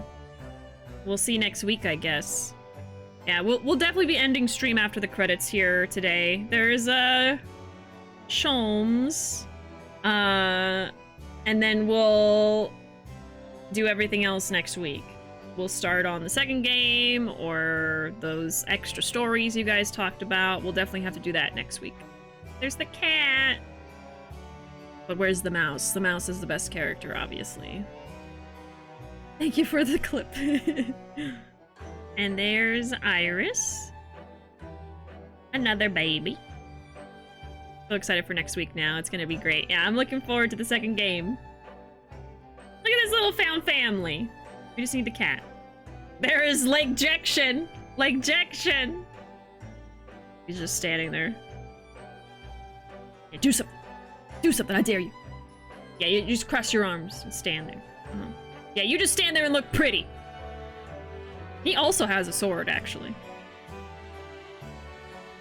And there's Gina. Or Gina. Found Family is the #1 best story trope of all time. I love Found Family. Not her loading the gun again. Jesus Christ. She took so long, she's left behind.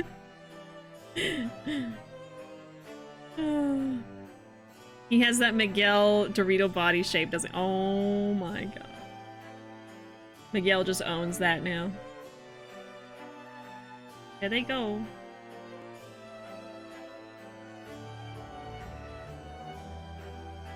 A little bit like Abbey Road, huh? A little bit. They just need to be walking across a road.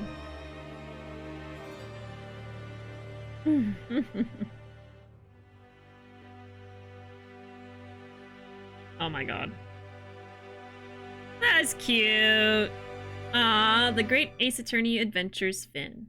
But we still have another game. Oh yeah, so the first game is called Adventures.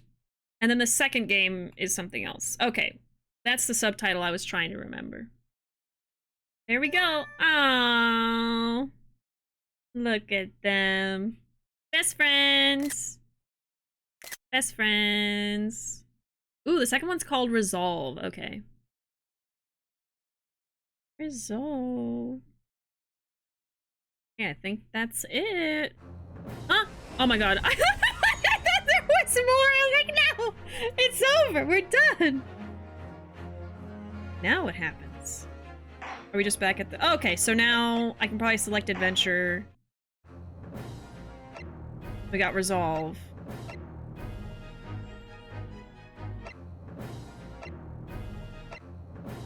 Select Adventure? Oh, I see. Okay. So next week we just start with this new game? Or was there in-between stuff? I don't know how to access that. I would just start the second game, personally. Okay. I don't even know how to get to what you guys are talking about. I can't see if the extras are in the middle or sprinkled throughout. Okay. We'll just start the second game next week and then figure it out. We'll figure it out later. Whatever. Oh, they're on the main menu? Oh, special contents. My bad. I thought about that. I was like, is there another menu I can look at? Oh, the escapades. These are the accolades, portraits, and moving pictures. Auditorium. What?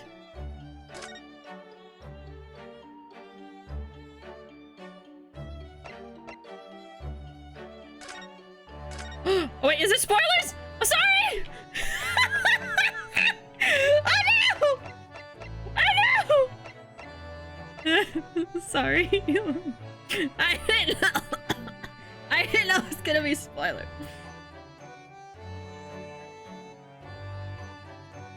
Sorry. I didn't know. I didn't know. Oh my god, that's a lot.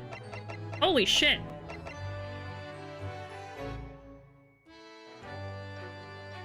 Huh. So we have more escapades.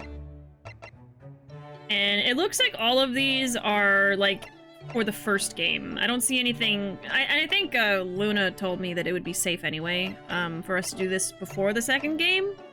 Okay, so now that I know where they are, yeah, I don't know if I should go in and do these while the first game is fresh, or if we should just start game 2. What does everybody think? I know one person said, probably just go for the second game. I know that the first 4 are safe, but haven't looked into the other ones. Okay, I would just start the second one. Okay. I wouldn't have even known they were there, honestly. I wouldn't have known at all. I was like, oh, we're gonna play dress up? And it was just like, probably costumes from the second game or something. Like, oh shit! The escapades are more fun backstory details and additional character content than any required reading. Mostly fanfic bait. Oh my goodness. Alright, well either way, we'll probably just start with the second game, and maybe in the middle we'll go back and do the little stories, or maybe we'll just save it for an extra thing to do at the end of all of the games. I don't know. We'll figure that out later. But anyway, that's it for me tonight. Thank you all so much for being here. It was a wonderful time, a wonderful stream, and a wonderful game. I loved this first Great Ace Attorney game, and can't wait for the second one. Yes, of course. Can't wait for the second one. I should be streaming it all next week, Tuesday through Friday at 8:30 p.m. Central Time as usual. Anyways, thank you all very much for being here. I want to make sure to do a raid today because I didn't do one yesterday, so let me find somebody. Thanks for streaming this awesome game, Bishi. Glad you had fun. See y'all. Yeah, I'll see y'all next week. And thank y'all so much for hanging out today and any other day that you've been here for the game while I've been streaming. Today was awesome, and I'm incredibly excited for the second game and whatever happens beyond. Yes, I'm super excited for game 2. So happy I finally finished this game. I know I took a hiatus from it for a little bit, and I hate taking breaks from Ace Attorney. It's such a fun game, but it usually is the game that gets like put behind when new stuff comes out, but I'm gonna stick with it, and we're going to start Resolve next week. We'll be starting it. But yeah, there's my social media. I'm most active on Twitter and YouTube. We also have a Discord if you'd like to join. And I'll be back next Tuesday at 8:30 p.m. Central Time. So I'll see y'all then. Have a great night. See you next time. Bye!